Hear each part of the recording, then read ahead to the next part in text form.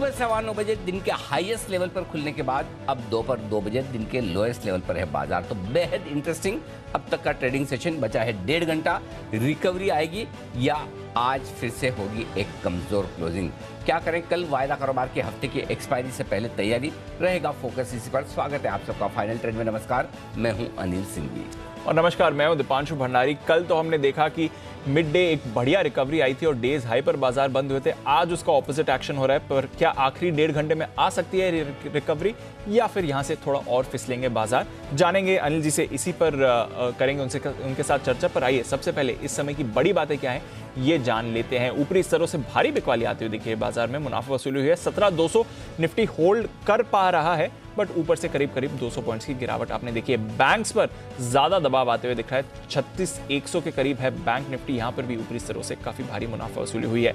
IT, FMCG, auto, realty, यहां पर आप देख रहे हैं कि दबाव बना हुआ है। वहीं उसके सामने pharma, metals, oil and gas, यहां पर थोड़ी खरीदारी होती हुई दिख रही है।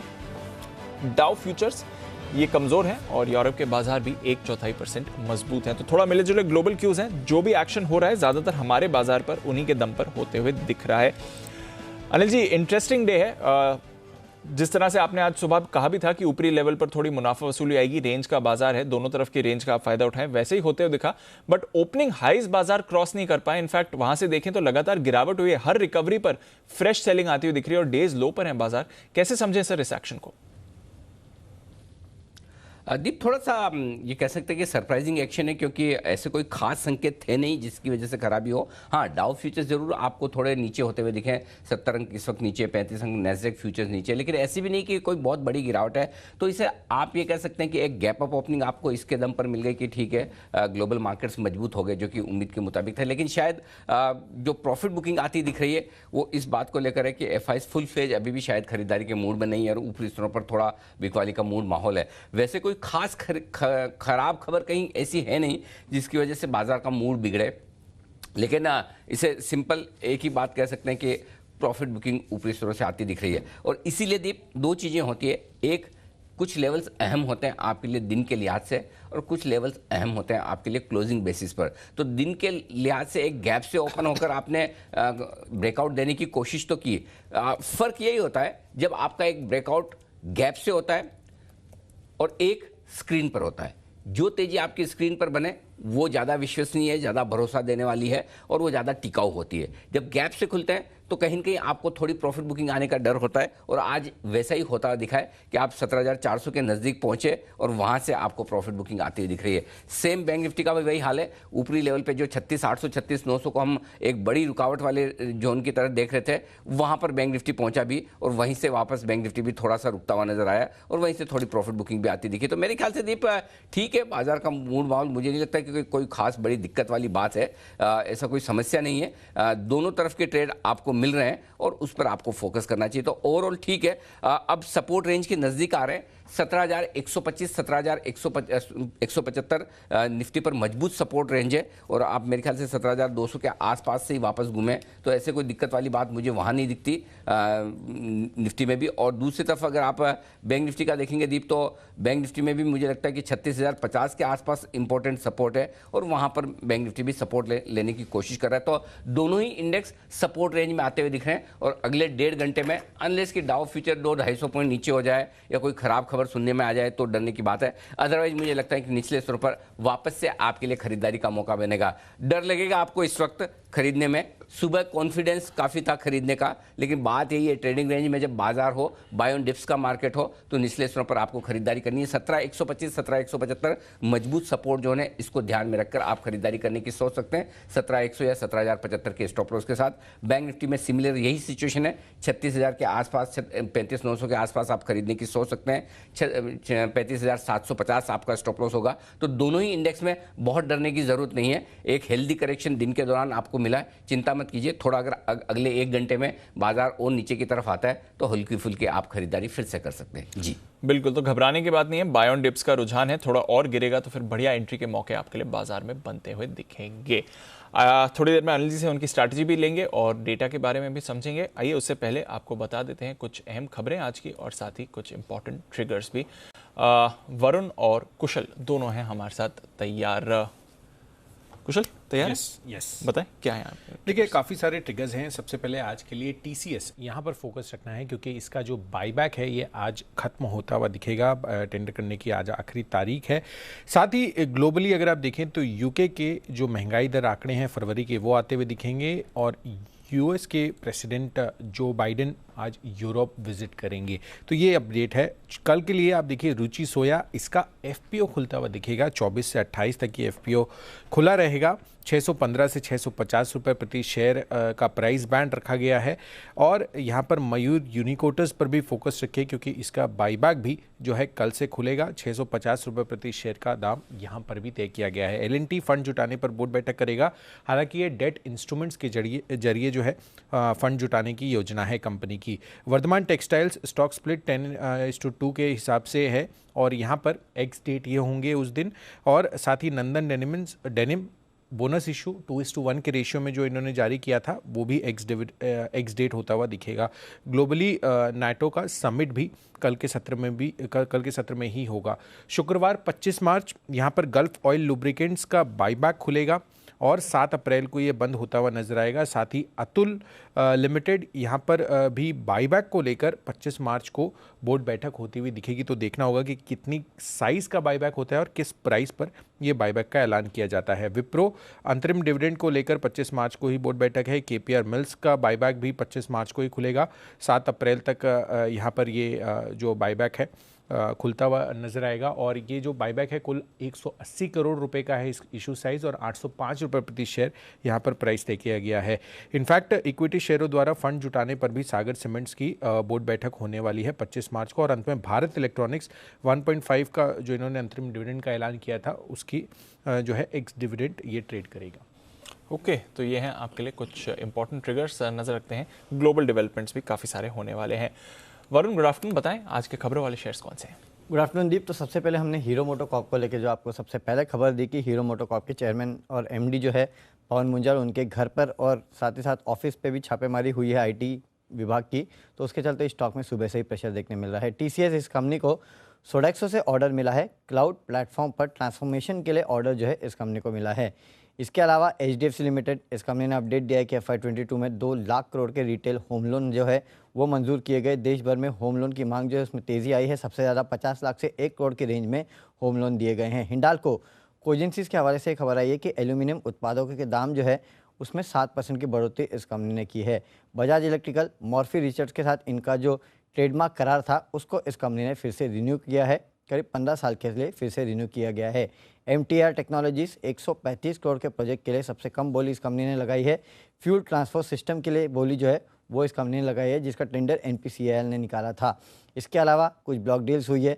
मैक्स हेल्थ में 15 lakh shares, IDFC first bank में 1,20,000 शेयर्स, अशोक लेलैंड में 10 lakh shares, Castrol 34 lakh share और ITC 14.5 लाख शेयर्स का बड़ा सौदा इस काउंटर में भी हुआ है।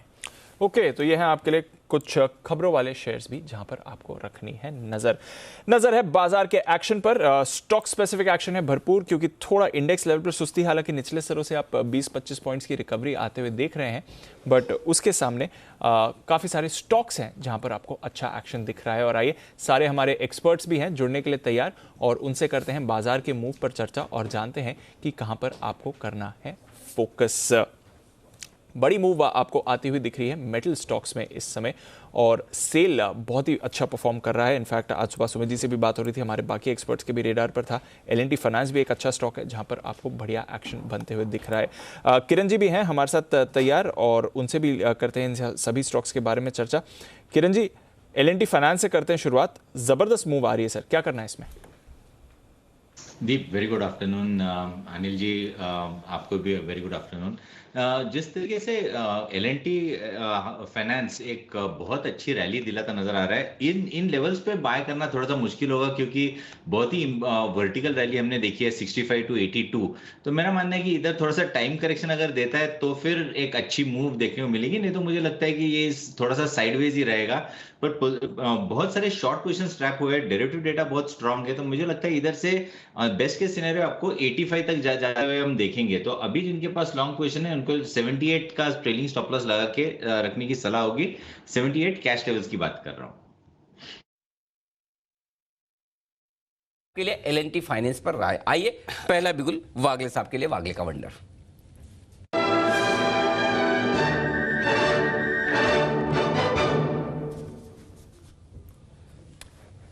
बताएं वागले साहब। Anil ji good afternoon, Deepanshu good afternoon.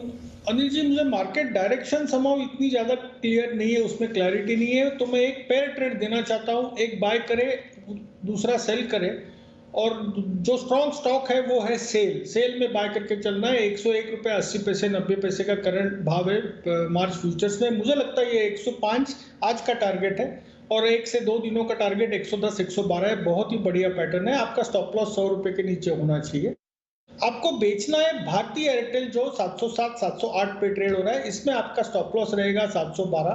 मुझे लगता है ये जैसे ही 700 ब्रेक होगा ये 600 685 688 तक जा सकता है। ओके, तो ये बेचना है आपके लिए भारतीय एयरटेल और यहाँ पर 712 का स्टॉप लॉस लगाएं और नीचे की तरफ के टारगेट 688 के आते हुए दिख रहे हैं वागले साहब को, लेकिन सामने सेल खरीदना है। वागले साहब, किसी का मन हो कि दोनों में से एक ही करना है तो भी कर सकता है, या कंपलसरी है पेयर ट्रेड दोनों साथ में करो नहीं तो मत करो? अनिल जी मेरे लिए मार्केट डायरेक्शन की क्लैरिटी नहीं है, उसकी जो डायरेक्शन है उसमें से दो चूज करें। हाँ, या तो आप अपने हिसाब से चूज करो नहीं तो दोनों करो, बराबर ना। फिर ये मत बोलना कि आपने खाली तेजी वाला बोला था यही नीचे आ गया, या मंदी वाला बोला ये ऊपर चला गया, या दोनों मिस हो गए तो वो भी ना बोलें। तो अपने हिसाब से भी अपना जजमेंट लगा लें। आइए बाकी तैयार हैं कुणाल जी और राकेश जी चार्ट कॉर्नर के बिगुल के साथ।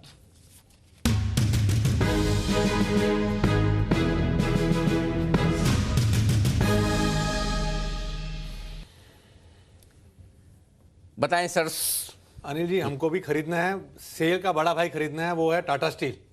टाटा स्टील में खरीदारी की राय है। मेटल्स में स्ट्रेंथ है, बिल्कुल निफ्टी में क्लैरिटी नहीं है बट मेटल्स में कोई डाउट नहीं है।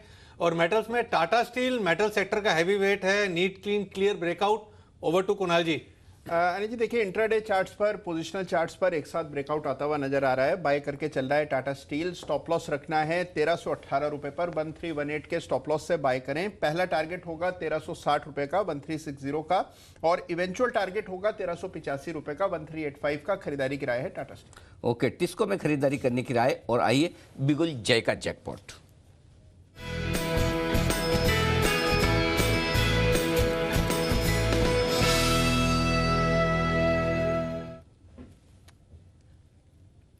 बताएं Jay. Good afternoon to you Anil ji, good afternoon to you Deepanshu. And Anil ji मेरा भी रिकमेंडेशन टाटा स्टील पर ही है। मेटल्स में कमबैक देखने मिल रहा है। स्टील अथॉरिटी में वागले जी ने दिया है। हालांकि वो एक चीज खाली ये देखना है कि वो बैन में ना आ जाए, खाली वो चीज ध्यान में रखनी चाहिए। बट टाटा स्टील डेफिनेटली खरीद कर चलना है। इसका 1340 के स्ट्राइक का कॉल खरीद अनिल जी। 3750 38 के आसपास अभी ये ट्रेड कर रहा है, इसको खरीद कर चलना चाहिए। यहाँ पे आपका जो स्टॉप लॉस अनिल जी बनेगा दैट वुड बी एट 28, तो 10 पॉइंट का एक स्टॉप लॉस रहेगा। पहला टारगेट जो अनिल जी यहाँ पे निकल कर आ रहा है वो अगर मैं देखूं तो that is 52 and second target है 59 का। सो 52 एंड 59 ये दो टारगेट्स के लिए खरीदे। 1340 के स्ट्राइक का कॉल टाटा स्टील का अनिल जी। जबरदस्त मोमेंटम यहाँ पे आते हुए देखने मिल रहा है मेटल्स में, और जो हिसाब से एक साइडवेज कंसोलिडेशन का ब्रेकआउट है, I think Tata Steel is heading towards almost 1400 1440. Okay, तो ये है आपके लिए टाटा स्टील में बड़ी तेजी की तैयारी होती हुई दिख रही है। सारे मेटल से बेहद मजबूत। आइए इसी क्रम में आपके लिए स्वागत करते हैं आशु सर का भी हमारे साथ हैं। आशु सर तैयार है आपके लिए इंडेक्स में कुछ बेहतरीन स्प्रेड्स लेकर। स्विंग के सुल्तान आशु मदान।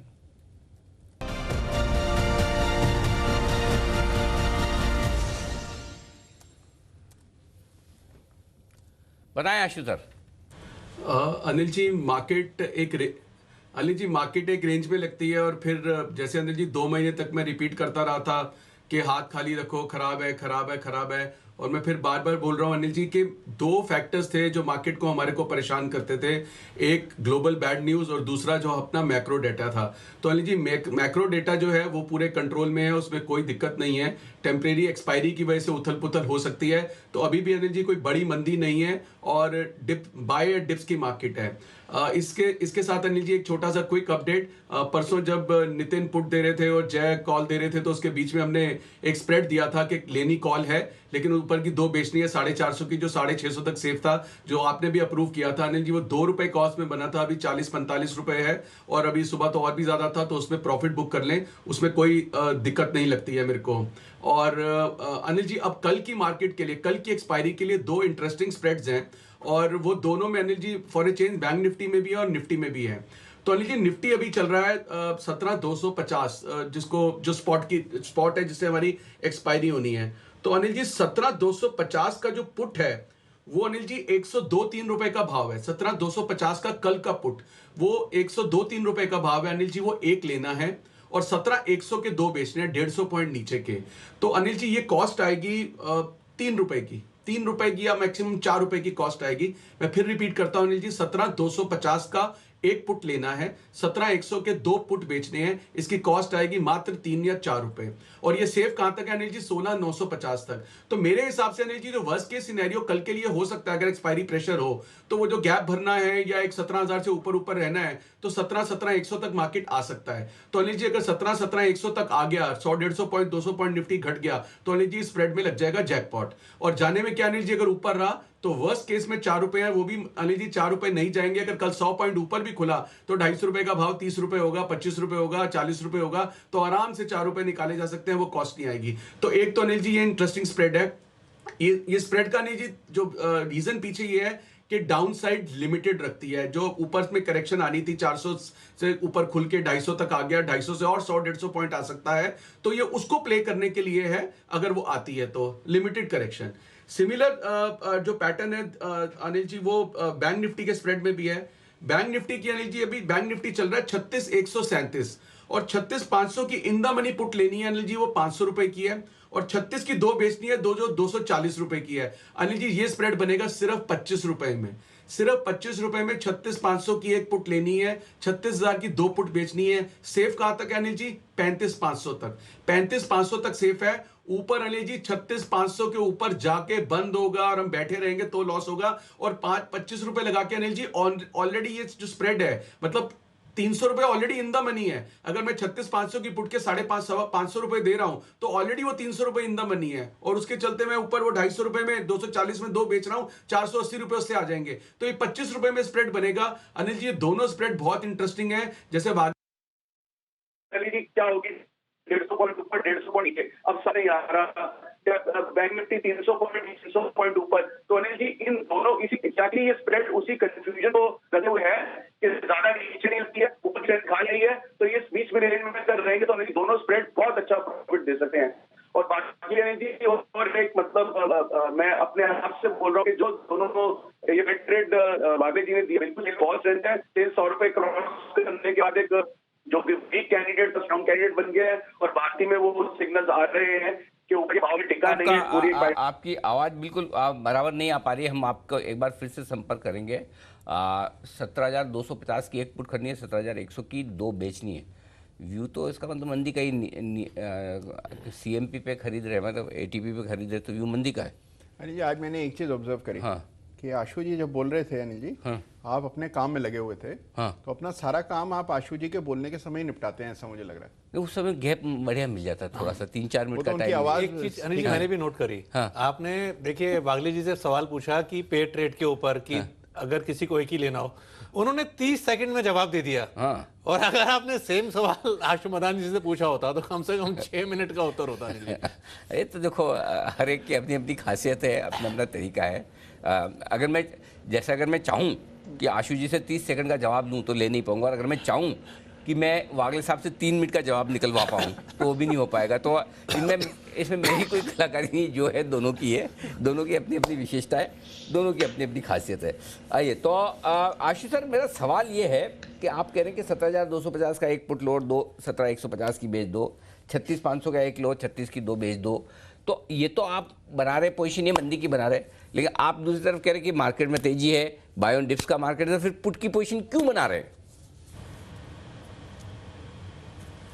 अनिल जी, कल की एक्सपायरी के लिए इसको अनिल जी थीटा स्कैल्पिंग कह सकते हैं, लेकिन थीटा स्कैल्पिंग सिर्फ ऑप्शन बेचने की नहीं है अनिल जी, ये बीच में प्रॉफिट लेने की है। ये दोनों एग्जैक्टली जो भी आप बोल रहे थे, लंबी, आई थिंक राकेश जी या मैं शायद सुन रहा था कि लंबी बात करना है। अनिल जी आपने अच्छा हुआ पूछा, क्योंकि व्यू जानना बहुत जरूरी है कि इस व्यू के पीछे क्या है। ये अनिल जी कल तक की एक्सपायरी की लिमिटेड मंदी का व्यू है कि अगर वो लिमिटेड मंदी है, लिमिटेड मंदी आती है तो भी इसमें प्रॉफिट है, लिमिटेड मंदी अगर नहीं आती है अनिल जी तो भी इसमें प्रॉफिट है। और मैं दोनों का अपडेट आपको कल सुबह मैसेज करके दूंगा कि क्या रिजल्ट है। जैसे अनिल जी 250 450 वाला स्प्रेड 2 रुपए में बना, 40 रुपए का प्रॉफिट आ रहा है। अनिल जी पूरा शांति वाला ट्रेड था, ऊपर नीचे, यूक्रेन का बॉम्ब नहीं गिरा, तो अनिल जी मैक्रो मंदी नहीं है। मैक्रो मंदी हो तो अनिल जी जिस तरह से यूक्रेन में हो रहा है, मेरे को तो 16,000 में कहूं कि लगता है, जो कि लगता था, लेकिन मैक्रो मंदी डेटा वाली खत्म हो गई है, ग्लोबल न्यूज वाली है। ऑयल के चलते बैंक निफ्टी ज्यादा प्रेशर में रह सकता है, निफ्टी में कोई ना कोई कंपोनेंट बचाने के लिए आ जाएगा, तो अभी कोई बड़ी मंदी नहीं लगती है। लेकिन कल की एक्सपायरी अनिल जी, आज दूसरी वर्षगांठ है जब हमारा लोअर सर्किट लगा था 2 साल पहले, 23 मार्च है आज,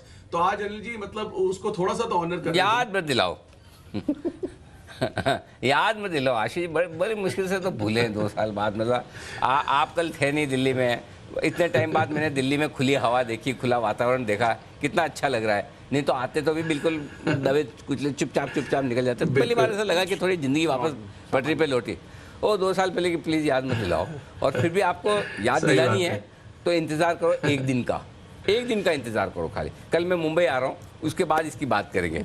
अब आप क्या बात करेंगे, कैसे करेंगे, क्यों करेंगे, ठीक है, ये सब राज है, ये राज है, कल खुलेगा। आइए तब तक सचिन जी का राज खोलते हैं। सचिन जी तैयार है अपने एक BTST कॉल के साथ।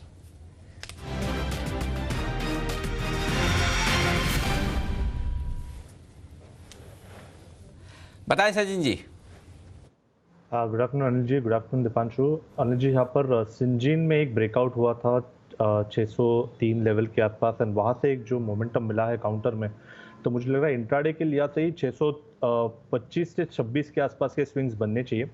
जिस तरीके से ये स्ट्रक्चर है, लगभग एक काफ़ी क्लासिकल राउंडिंग बॉटम फॉर्मेशन से एक ब्रेकआउट हुआ है। डेली चार्ट पे अपने 200 डे एक्सपोनेंशियल मूविंग एवरेज के ऊपर इसने कॉन्फिडेंटली ट्रेंड हो रहा है। एंड जिस तरीके से इसका डेली ADX पहली बार 25 लेवल को काट रहा है, तो मुझे लग रहा है ये पर्टिकुलर मोमेंटम काफ़ी दिनों तक बरकरार रहना चाहिए। सो काफ़ी strong pattern and strong trend के बाद एक अच्छा मोमेंटम है, तो मुझे लग रहा है डेफिनेटली पार्टिसिपेट करना है इसे। स्टॉप लॉस आपको यहाँ से लगाना है अराउंड 603 पे। पहला टारगेट होगा अराउंड 626 का, जो इंट्राडे हासिल होना चाहिए। एंड पोजिशनली मुझे लग रहा है अराउंड 650 के आसपास के जो 52 वीक हाइज है, आई थिंक वो पर्टिकुलर लेवल्स भी छू सकता है काउंट। खरीदना है सिंजीन को। ओके, तो यह है आपके लिए सिंजीन, जहां पर आपको करनी है खरीदारी। एक्शन में आ रहा है काउंटर। फार्मा शेयर्स के लिए आज अच्छा दिन एक्चुअली बनते हुए दिखा है। देखते हैं सिंजीन यहां से और मोमेंटम पकड़ता है नहीं। सुबह बायोकॉन भी रेडार पर आया था, in fact I think Sumit ji के रेडार पर बायोकॉन भी आया था और राय भी दे रहे थे, और साथ ही अभी आप सिंजीन पर भी एक्शन बनते हुए देख रहे हैं। बट एक्शन है जहां तक ग्रीन एनर्जी का सवाल है, और इस पर कई सारी कमेंट्री आई हैं, सरकार की तरफ से भी काफ़ी चर्चा रही है। और कल नितिन गडकरी साहब ने ग्रीन एनर्जी, साथ ही इलेक्ट्रॉनिक व्हीकल्स, इसके सहित और कई मुद्दों पर भी बातचीत करी है, अपने कमेंट्स दिए हैं। आइए थोड़ा समझे कि क्या कहना है गडकरी साहब का इस इंपॉर्टेंट मुद्दे पर। आशीष बताइए क्या कहना है गडकरी साहब। दीपांशु, कल 1 घंटे 11 मिनट का बड़ा भाषण दिया है, और इसमें स्टार्ट में जो है बता रहे थे कि किस प्रकार से देश में अगर आप देखें तो हाईवे कंस्ट्रक्शन में जो है गति हो रही है। वर्ल्ड रिकॉर्ड बना है 38 किलोमीटर प्रति डे का, और लगातार यहाँ पर कंस्ट्रक्शन हो रहा है। लेकिन इसके साथ जो एक बड़ा फोकस और बड़ा चंक इनका जो हुआ है, वहाँ पर अगर आप देखें तो फोकस आ रहा है रिन्यूएबल एनर्जी पर। अगर आप देखें तो ये मान रहे हैं कि भारत जो है आगे जाकर एनर्जी का जो है बड़ा एक्सपोर्टर बनने जा रहा है। और साथ में ये भी कह रहे हैं कि जितने भी लोकसभा के मेंबर्स थे कि आप अपनी कॉन्स्टिट्यूएंसी में जो है हाइड्रोजन उत्पादन के लिए जो है सीवेज वाटर का इस्तेमाल करें। तो वहाँ पर अगर आप देखें तो जिस प्रकार से हम आपको लगातार अपडेट्स दे के बता रहे हैं कि स्पेस काफ़ी ज़्यादा बजेंगे, और ये कह रहे हैं कि देखिए हाईवे कंस्ट्रक्शन हो रहा है, देश में लगातार व्हीकल्स हैं वो लगातार बढ़ते जा रहे हैं, जिसके चलते पोल्यूशन बहुत बड़ी समस्या हो गई है भारत के लिए। और इसको अगर आपको टैकल करना है तो ग्रीन एनर्जी पर जो है आपको पूरी तरीके से फोकस करनी होगा।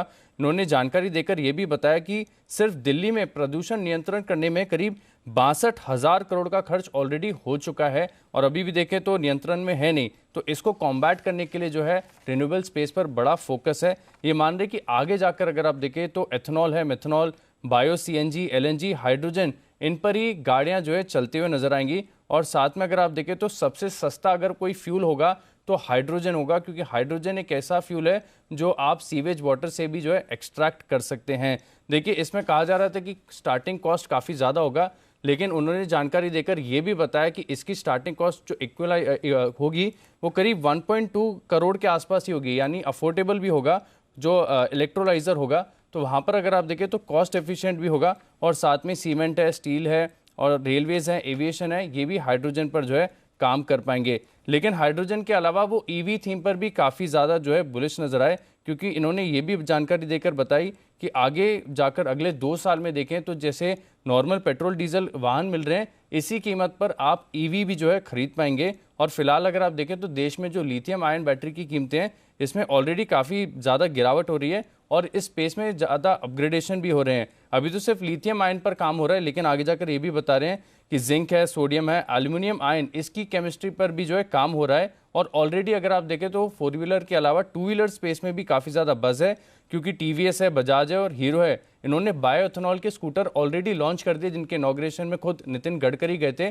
तो पूरे रिन्यूएबल स्पेस काफ़ी ज़्यादा बजिंग है, यहाँ पर आपको फोकस करना चाहिए। दीपांशु, कुछ स्टॉक्स में मेंशन करना चाहूँगा। देखिए, टीवीएस, बजाज और हीरो के बारे में मैंने आपको बताया, लेकिन अगर आपको ग्रीन हाइड्रोजन पर फोकस करना है तो सबसे ज़्यादा ध्यान देना चाहिए लिंडे इंडिया पर, क्योंकि ग्लोबली ग्रीन हाइड्रोजन में सबसे बड़ा अगर कोई काम कर रहा है तो लिंडे इंडिया कर रहा है। इसके अलावा अगर आप देखें तो ऑयल मार्केटिंग कंपनीज हैं, ये भी पूरा फोकस बनाकर रखे हुए हैं। और एक और कंपनी है कैपिटल गुड्स स्पेस की, वो है क्यूमेंस इंडिया। ये भी अगर आप देखें तो ये बनाने जा रहे हैं आगे की इलेक्ट्रोलाइजर बनाएंगे और इस यहाँ पर जो है मैन्युफैक्चरिंग होगी, इन्होंने अपने कॉन्कॉल में बताया। तो क्यूमेंस इंडिया को भी जो है इस स्पेस का पूरा फायदा होगा। बिल्कुल, और हमने तो मैनेजमेंट से भी रिसेंटली इसी मुद्दे पर बात भी करी थी और उन्होंने भी कई सारे प्लान्स बताए थे। तो नजर रखिए कमेंट्स पर। लिंडे इंडिया कुणाल जी काफ़ी क्लोजली ट्रैक भी करते हैं, और कुणाल जी लगातार एक्शन में, 1 महीने में 25% की रैली ये काउंटर दिखा चुका है। इस साल 40% ऊपर है और आज भी 5.5% ऊपर। सर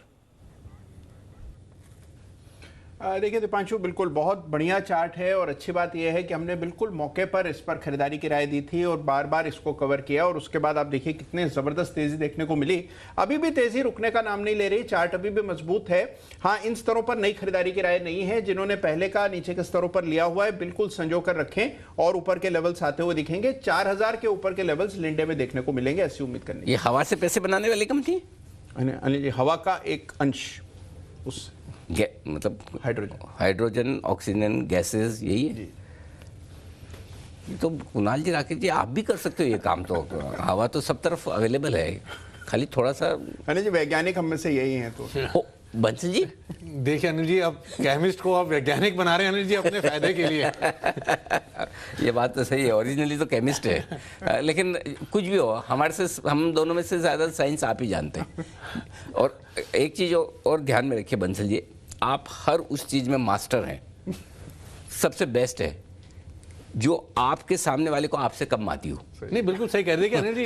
बिल्कुल सही कह रहे हैं। देखिए अनिल जी, आप मुझसे पूछेंगे ना हाइड्रोजन के बारे में, तो उसका फॉर्मूला, उसका एटॉमिक नंबर, उसका मास, वो सब कुछ बता दूंगा। अच्छा, बट उससे अनिल जी अपना काम नहीं होने वाला। काम तो चार्ट देख के ही होगा। तो चलिए बैक टू चार्ट्स देखेंगे, मार्केट के मुंह पे नजर रखेंगे, जहां पर रिकवरी शानदार आती हुई दिख रही है। इसीलिए 2 बजे आपको हम बता रहे थे भाई कि चिंता मत करिए, सपोर्ट रेंज के आसपास आ गए। अब जब 2 बजेगी तभी बजेगी, जब शो शुरू होगा तभी होगा, जब शुरू होगा तभी बोलेंगे। अब वहां से मार्केट थोड़ा रिकवर हो जाए तो कहना क्या। चलिए आइए दीप, मैं तैयार हूं। इससे पहले कि सेठी साहब आए, आपको मुझे दोनों को लेट कर दे, 2:30 बजे की स्ट्रेटेजी आज समय से शुरू की जाए। मार्केट भी तैयार है सर, बिल्कुल अनिल जी के लिए स्ट्रैटेजी का।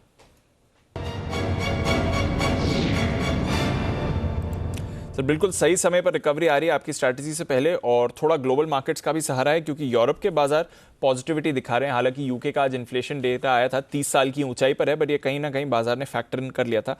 कच्चा तेल सुबह की तेजी के बाद गिरा था, अब वापस थोड़ा मूवमेंट दिखा रहा है, बट ठीक है सर। और डाउ फ्यूचर्स भी मामूली ही सुस्ती दिखा रहे हैं इस समय। एशिया के बाजारों में तो आज दमदार एक्शन रहा। बताएं सर, हमें क्या करना है? ध्यान तो दीप ठीक है, कोई ऐसी समस्या नहीं है। बाय ऑन डिप्स का मार्केट है और अच्छे सपोर्ट रेंज पर आया है। 17,125, 17,175 ये बढ़िया सपोर्ट रेंज है, और वहां पर आया तो वहां खरीदना बनता भी है। देखिए आज की जो मैंने जोन दी थी आपको, पहला था वो 17,175, 17,275, ठीक है। सो आप एग्जैक्टली उसी रेंज से घूमे, 17,200 से स्पॉट लेवल पर निफ्टी जो आपने देखा है वो वहीं से आपका रिबाउंड हुआ है, तो बिल्कुल परफेक्ट सपोर्ट लेवल से घुमा है। 17,199 लो है। बैंक निफ्टी में आइए, देखिए बैंक निफ्टी 35,900 36,050 है और आज का लो देखिए 36,080 के आसपास का है। तो बराबर परफेक्ट लेवल से घूम रहा है निफ्टी बैंक निफ्टी, तो ऐसी कोई समस्या वाली बात नहीं है। अब प्रॉब्लम है कि नीचे से तो ऊपर आ गए, ऊपर कितना जाएंगे, ये इंटरेस्टिंग चीज़ है। अब इसमें मैं आपको एक बहुत बढ़िया चीज़ बताने वाला हूँ, बढ़िया तो क्या है मतलब इंपॉर्टेंट बताने वाला हूँ। दीप, बचे हुए समय के लिए, इससे पहले कि कुणाल जी पूछ ले, और आज तो कुणाल जी पकड़ पकड़ के कभी भी पूछ सकते हैं, एकदम सामने बैठने का नुकसान भी है हमेशा कभी भी पूछ सकते हैं। तो कुणाल जी 17,325, ठीक है, अभी हम 275 पे हैं, ज़्यादा दूर नहीं है, ज़्यादा दूर नहीं है, प्रिसाइजली 17,315 होता है। मैंने 10 पॉइंट का क्वेश्चन रख के 17,325 बोला है। 3 बजे तक इस लेवल को पार करना जरूरी है, 3 बजे या 3:05 5 मिनट का क्वेश्चन रख लीजिए, और 315 या 325 10 पॉइंट का क्वेश्चन रख लीजिए। 17,315 होता है और 3 बजे होता है 17,325 और 3:05। ये दो लेवल पर दोनों का कोरिलेशन बिठा दीजिए। अगर इसके ऊपर निकल कर टिक गए तो एक बढ़िया मजबूती अच्छी तेजी हो सकती है, और वो आपको 17,350 के ऊपर की भी मिल सकती है। अगर ऐसा नहीं होता है तब भी आप बहुत बुरे नहीं हैं, ऐसा कुछ नहीं है, लेकिन उतनी मजबूत क्लोजिंग नहीं होगी सेकंड डे कंटिन्यूस जितनी आपको चाहिए। अब 17,300 की इंपॉर्टेंस क्या है, जिसके लिए मैं कह रहा हूँ कि क्यों 3:05 तक इस लेवल को पार करना है। 17,300 के कॉल्स पर हैं कुल मिलाकर 64 लाख शेयर, और उसमें से आज ही जुड़े हैं 25 लाख शेयर। 17,300 के पुट पर 34 लाख शेयर है, तो ऑलमोस्ट डबल के आसपास ओपन इंटरेस्ट है कॉल्स में पुट के मुकाबले में, और जितना ओपन इंटरेस्ट 25 लाख शेयर आज कॉल राइटिंग हुई है, तो दबाकर कॉल राइटिंग 17,300 पर हुई है, यानी कि सेलर वहां पर मजबूत खड़ा है। अब अगर 3 बजे के पहले वो बैकफुट पर आ जाए, समझो यहाँ से डाउ फ्यूचर्स 75-100 पॉइंट ऊपर हो जाए, तो आप फिर वो सोचेगा कि आज हमने सुबह जब भी बेचा, दिन में जब भी बेचा या कॉल राइट किया, काट लेना था, 17,200 आया तब तक नहीं काटा, अब ओवरनाइट रिस्क नहीं रखने, बाजार का ट्रेंड तो ठीक ही दिख रहा है, बाय ऑन डिप्स हो रहा है, नीचे से ऊपर आ जाता है, ये सारी भावनाएं आएंगी, और वो आएंगी तो थोड़ा ऊपर ले जाकर बंद करेगी। लेकिन चूंकि कॉल राइटर दबाकर खड़ा है 64 लाख शेयर, तो उसको बैकफुट पर जाना जरूरी है, जो कि आपको थोड़ी दाव से मदद मिल जाए तो हो भी सकता है। देखिए बात करते करते 17,300 के नज़दीक आ गया है स्पॉट लेवल पे, तो दीप ये लेवल नज़र रखना है, और अगर ऐसा होता है तो आपकी क्लोजिंग बहुत ही बढ़िया होगी, और नहीं भी हुआ तो कोई चिंता न करें, 17,175 के नीचे की क्लोजिंग होगी नहीं। तो बाय ऑन डिप्स की हमारी स्ट्रेटेजी है जो ठीक है, और आप देखिए 2 बजे से लेकर अभी 2:30 बजे के बीच में दीप 100 पॉइंट की रिकवरी निफ्टी ने आपको दे दी है, इसलिए डरना नहीं है। ऊपर में और कॉन्फिडेंट नहीं होना है, नीचे में डरना नहीं। सुबह में हम यही बात कर रहे थे, गैप से खुल रहा तो हम इंतजार करेंगे, एकदम ऊपर नहीं खरीदना है, थोड़ा नीचे आया तो डरे नहीं, ऊपर आए तो और कॉन्फिडेंट नहीं हुए। 17,300 आपकी स्क्रीन पर। अब आइए बैंक निफ्टी 36,300 पर आप ट्रेड कर रहे हैं, ठीक है। 36,000 के नीचे बंद नहीं होगा, ये कॉन्फिडेंस आप रख सकते हैं। वही क्लोजिंग बेसिस पे आपका स्टॉप लॉस भी है, क्योंकि 21 लाख शेयरों का ओपन इंटरेस्ट वहां पर है 36,000 पर। 3 बजे तक मुझे क्या चाहिए, 36,500 के पार चाहिए बैंक निफ्टी, और जैसे ही 36,500 के पार निकलेगा बढ़िया शॉर्ट कवरिंग मिलेगी।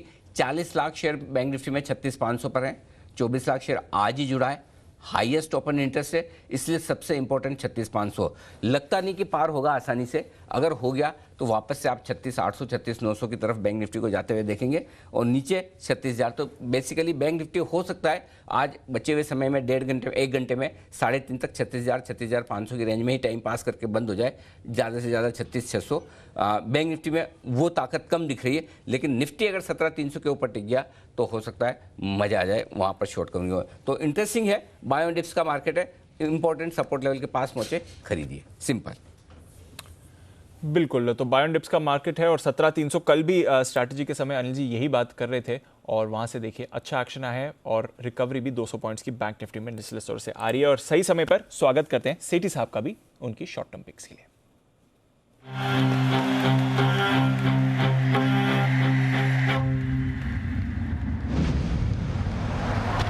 कभी कभी खुशी के लिए एक उदाहरण ही काफी है। ईबिक्स कैश हर खुशी के लिए काफी है।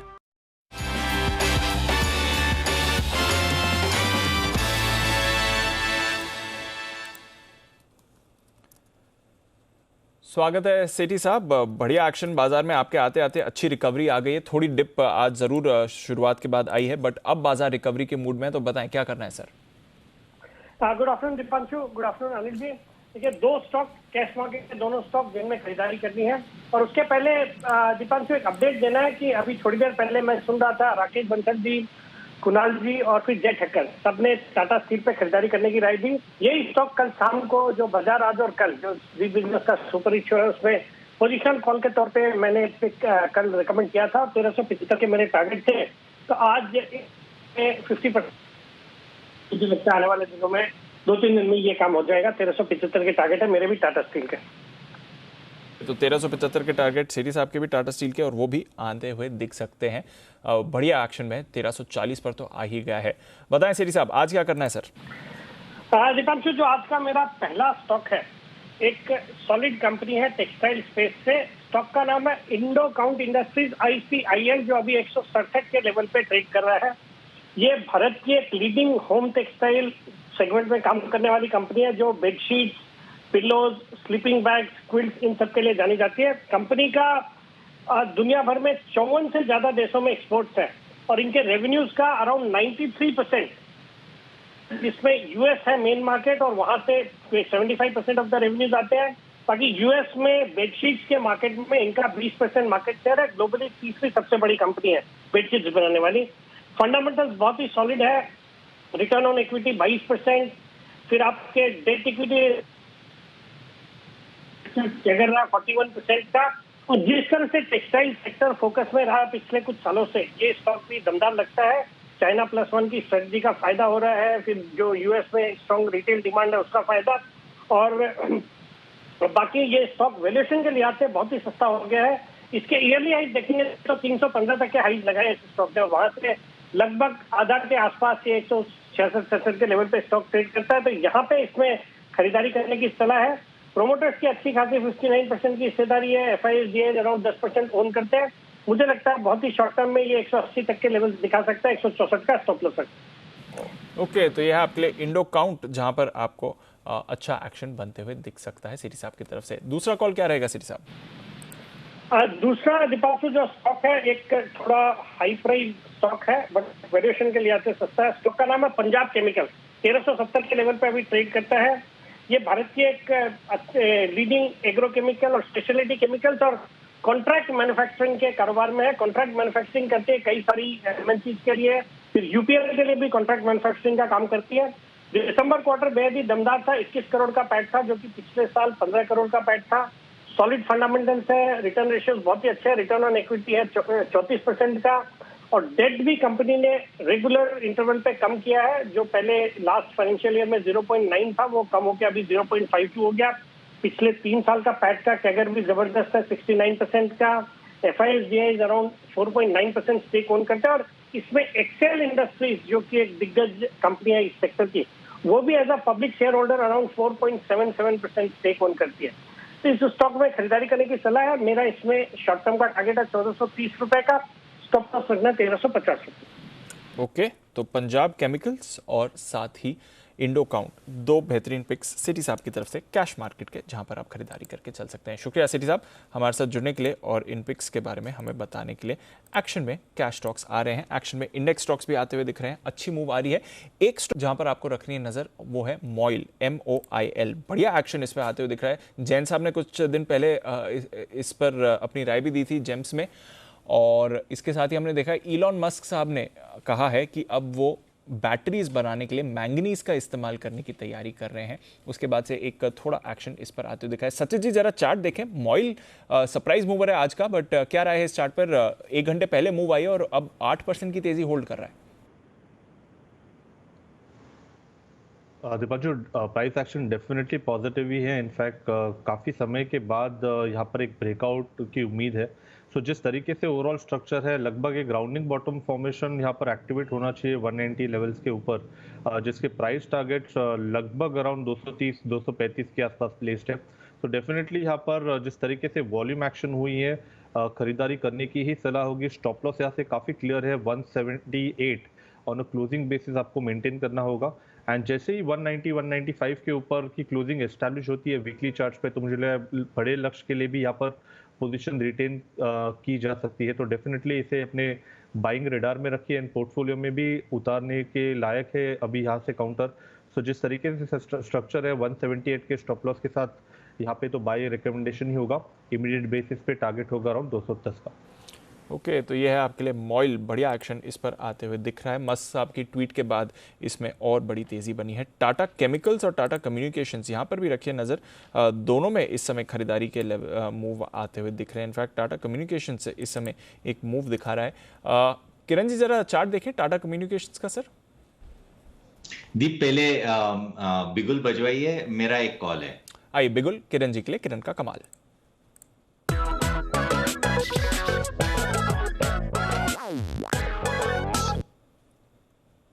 बताएं सर। दीप, टाटा केमिकल्स, इस पे मेरा ध्यान है और इस पे बाय करने की सलाह है। बहुत ही शानदार चार्ट पैटर्न और डेटा जो आप देख रहे हो तो बहुत ही अच्छा देखने को मिल रहा है। अभी 970 980 में एडिशंस देखने को मिल रहे थे, जहां पे अनवाइंडिंग है, अभी एडिशंस हो रहे हैं। तो मेरा मानना है कि इधर से काफी अच्छी अपसाइड आपको देखने को मिल जानी चाहिए। मेरा टारगेट टाटा केमिकल्स में लगभग 980-85 का रहेगा और इस ट्रेड के लिए 960 के नीचे स्टॉप लॉस लगाना चाहिए।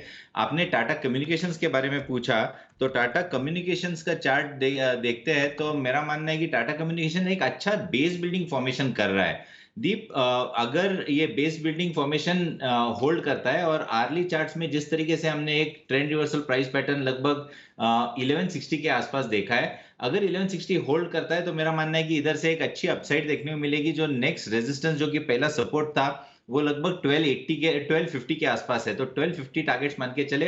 आपका स्टॉप लॉस 1145 का रहना चाहिए। ओके, एक सवाल है मेरा किरण जी से भी है और किरण जी के साथ में वागले साहब से भी है, वागले के साहब के साथ कई सारे और एक्सपर्ट से भी, मतलब बाकी सब लोगों से भी, कोई भी दे सकता है इसका जवाब। आमतौर पर कभी भी कोई स्टॉक के बारे में अगर मैं या दीप पूछते हैं सवाल, जैसे अभी कौन सा पूछा, टाटा कम्युनिकेशन, और उस वक्त फिर बिगुल बजवा दो, तो आप क्या पहले सवाल पूछने का इंतजार करते हैं कि जब पूछा जाएगा उसके बाद बिगुल बजाएंगे, या फिर दूसरी बात यह कि अच्छा इन्होंने इस पे सवाल पूछा, इसका मतलब कुछ ना कुछ अंदर होगा, तो आपका कॉन्फिडेंस लेवल बढ़ जाता है, तुरंत बिगुल बजवा देते हैं। हाँ, जवाब कौन देगा बताइए? वैसे कुणाल जी, राकेश जी, आप भी चाहें तो आप भी दे सकते हैं, किरण जी को तो देना ही पड़ेगा। जी किरण जी। अनिल जी, ऐसा नहीं होता। मैंने 5 मिनट पहले, यानी सेठी जी आए उसके पहले मैंने हाथ ऊपर किया था और मुझे टाटा केमिकल्स देना है, तो वो लगातार वो बाकी के यानी सेठी जी ने टाइम लिया, उसके बाद मेरे पास आ गया। और मुझे मालूम है दीपांशु भी बहुत अच्छा कम्युनिकेशन पे था आपको तो नहीं अनिल जी, आपको दोनों पे था, टाटा केमिकल और कम्युनिकेशन दोनों था। तो मैंने फिर टाटा केमिकल्स का मेरा व्यू दिया जो ब्रेकआउट का है, और टाटा कम्युनिकेशंस के बारे में मेरा व्यू दे दिया। वाह, वेरी गुड। अच्छा, वागले साहब भी कुछ बता रहे। जी सर। अनिल जी, माइंड में वही देख रहे हैं और अगर आपने वही सवाल पूछा तो बिगुल बजवाने की रिक्वेस्ट मैं करता हूं। अभी दूसरा कोई स्टॉक देख रहे हैं और उस पर वो मतलब नहीं बनता है। मैं अगर आप वही पूछेंगे तो ही मैं हाथ ऊपर खड़ा करता हूं। ओके, अच्छा आशु सर क्या कह रहे हैं इस पे, उनकी भी राय ली जाए। जी आशु सर। अनिल जी, मेरा मानना ये है कि सबके रडार पे लिमिटेड स्टॉक्स होते हैं, तो दीपांशु कभी कुछ आइडेंटिफाई करता है और किससे पूछता है तो वो एकदम रियलाइज करते हैं, अरे यार ये तो मिस हो गया है, तो बहुत बढ़िया ब्रेकआउट या ब्रेकडाउन है, तो शायद वो इसलिए कहते हैं कि बिल्कुल बजा दो। ये मेरा पर्सनल मानना है अनिल जी। मैं कुल मिला के मैं ये कहना चाहता था, तो क्रेडिट दीपांशु को जाना चाहिए आइडेंटिफाई करने के लिए। हाँ, तो मैं वही तो कह रहा हूँ, वही प्रूव करवा रहा था। ऐसे ही बोलता था कि हमारी क्रेडिट, हमने अच्छा स्टॉक आइडेंटिफाई किया, तो कोई मानते नहीं थे। अब पूरे डेटा के साथ मैंने बोल रहा हूँ, तो कभी कभी हम भी कुछ अच्छा स्टॉक आइडेंटिफाई कर लेते हैं सवाल पूछने के लिए। तो चलिए, मैं यही बोल रहा हूँ, क्रेडिट दीपांशु को जाना चाहिए उसका। हाँ, दीपांशु अकेले थोड़ी, मैं दीपांशु हम दोनों साथ में, अलग अलग करने की कोशिश मत कीजिए आप। न आप कुणाल जी, राकेश जी को अलग कर पाए, न हमें। जी किरण जी। किरण जी बिल्कुल। अनिल जी, आज के शो का पहला क्वेश्चन दीपांशु ने जो मुझे पूछा L&T फाइनेंस पे, और उस पे डेटा बहुत ही स्ट्रांग है, जो मुझे लगता है कि डेटा दीपांशु ने देखा होगा और फिर मैं थोड़ा सा डेटा देखता हूँ, उनको मालूम है, इसलिए वो क्वेश्चन मुझे पूछा गया। दीपांशु है अभी वो सही है नहीं है वो दीपांशु तय करेंगे। बिल्कुल ठीक बात है, बिल्कुल ठीक बात। आइए, नितिन जी तैयार है निफ्टी के निशानेबाज Nitin Murarka.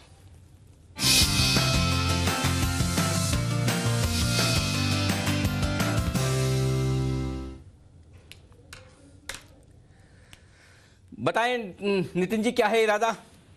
Sir put option लेंगे 17,300 की, जो 118 की ट्रेड हो रही है 116 118 में मिलेगी। स्टॉप लॉस होगा 80 रुपए का और टारगेट होगा 180 रुपए का। मतलब कल तो तेजी का डेटा था, आज सुबह से ही मंदी का डेटा बन रहा है, तो हम आज पुट ऑप्शन ले रहे हैं।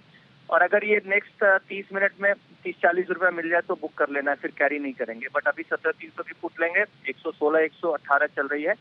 स्टॉप लॉस होगा 70 रुपए का स्टॉप लॉस होगा और टारगेट 170 180। 170 180 के टारगेट के लिए आपको 17,300 की पुट ऑप्शन खरीदनी है। ये है राय आपके लिए नितिन जी की तरफ से आती हुई इस वक्त। तो नितिन जी यहाँ पर ऑप्शन के जरिए जो करना चाहते ट्रेड वो कमजोरी की तरफ है इस वक्त। आइए ओके, बढ़ते आगे। कुछ और स्टॉक्स जहां पर एक्शन भरपूर है। एकमात्र अकेला आज L&T फाइनेंस एक तरफा तेजी दिखाने में कामयाब होता दिख रहा है। ऐसी कोई खबर तो सुनने में नहीं आई है, लेकिन तेजी ज़बरदस्त बनती हुई ज़रूर दिखी है। इसके साथ साथ कुछ स्टॉक्स ऐसे हैं जो कभी चलते नहीं, जैसे हमने पिछले हफ्ते बात भी की थी सिटी यूनियन बैंक की, हिलता नहीं है। आज बड़ी मुश्किल से 120-22 में मेरे ख्याल से हमने पिछले हफ्ते बाय रिकमेंडेशन भी दी थी, अब 5% आज बढ़कर आया है। एक और स्टॉक है AU स्मॉल फाइनेंस बैंक, यहाँ पर भी 3% की तेजी बनती हुई दिखी है। इंडियन होटल्स ने अपना QIP खोला है, समझाया जा रहा है कि वो डिस्काउंट पर होगा, लेकिन उसके बावजूद स्टॉक 3% मजबूत होता हुआ दिखा। तो कई सारे आज ऐसे नाम हैं जो आमतौर पर आपको एक्शन में नहीं दिखते, वो बढ़िया तेजी करने के मूड में आते दिख रहे हैं। उनमें से एक और है बड़ा वॉलेटाइल होता हुआ डेल्टा कॉप। सुबह खुला मजबूत 318, नीचे 306, दिन के दौरान बड़ी उछल कूद। बताएं एक बार आशु सर, डेल्टा कॉप पर अपनी राय। अनिल जी 300 के ऊपर बिल्कुल स्टेबल है, बहुत अच्छा साइन है। जिन्होंने प्रॉफिट बुकिंग करनी थी वो भी कर चुके हैं, जिन्होंने बैन के चलते पोजीशन हल्की करनी थी वो भी कर चुके हैं। तो अनिल जी ये तो बहुत अच्छी स्ट्रेंथ दिखा रहा है। आई थिंक एक हायर लेवल पे कंसोलिडेट हो रहा है, तो जहां से जब भी निकलेगा, जब भी अगली मूव आएगी वो 350 की तरफ आएगी। तो मेरे लिए तो अनिल जी ये medium to long term delivery का स्टॉक भी है। मोमेंटम स्टॉक भी बीच में आइडेंटिफाई करते हैं, मोमेंटम प्ले भी। तो इस वक्त मोमेंटम प्ले एक बार हो चुका है, तो अब अगला तो डिलीवरी के लिए जब ये यहाँ से मूव करेगा, अब टाइम करेक्शन है क्योंकि बैन में है, उसके चलते आप देखिए दो चीजें अनिल जी मैंने बोली कि जिसने प्रॉफिट बुकिंग करनी थी, जो ट्रेडर है वो बुक कर चुका है, और जिसने वो बैन के चलते डर के बुक कर लिया, जो कि होता है, साइडवेज हो जाता है स्टॉक, वो भी राइटफुली कर लिया। लेकिन अब वो दोबारा लेना चाहता है तो बैन में मिल नहीं सकता। तो मुझे लगता है जब भी ये बैन से निकलेगा तो अगली जर्नी इसकी स्टार्ट होगी शायद। ओके, तो ये आपके लिए डेल्टा कॉप बढ़िया एक्शन में है। आशु सर का तो 175 के लेवल से भरोसा रहा है और अभी भी भरोसा इस पर बना हुआ है। पर आपको और भरोसा देने के लिए तैयार हैं भसीन साहब। 2:45 बजे स्वागत करते हैं भसीन के हसीन शेयर्स के लिए।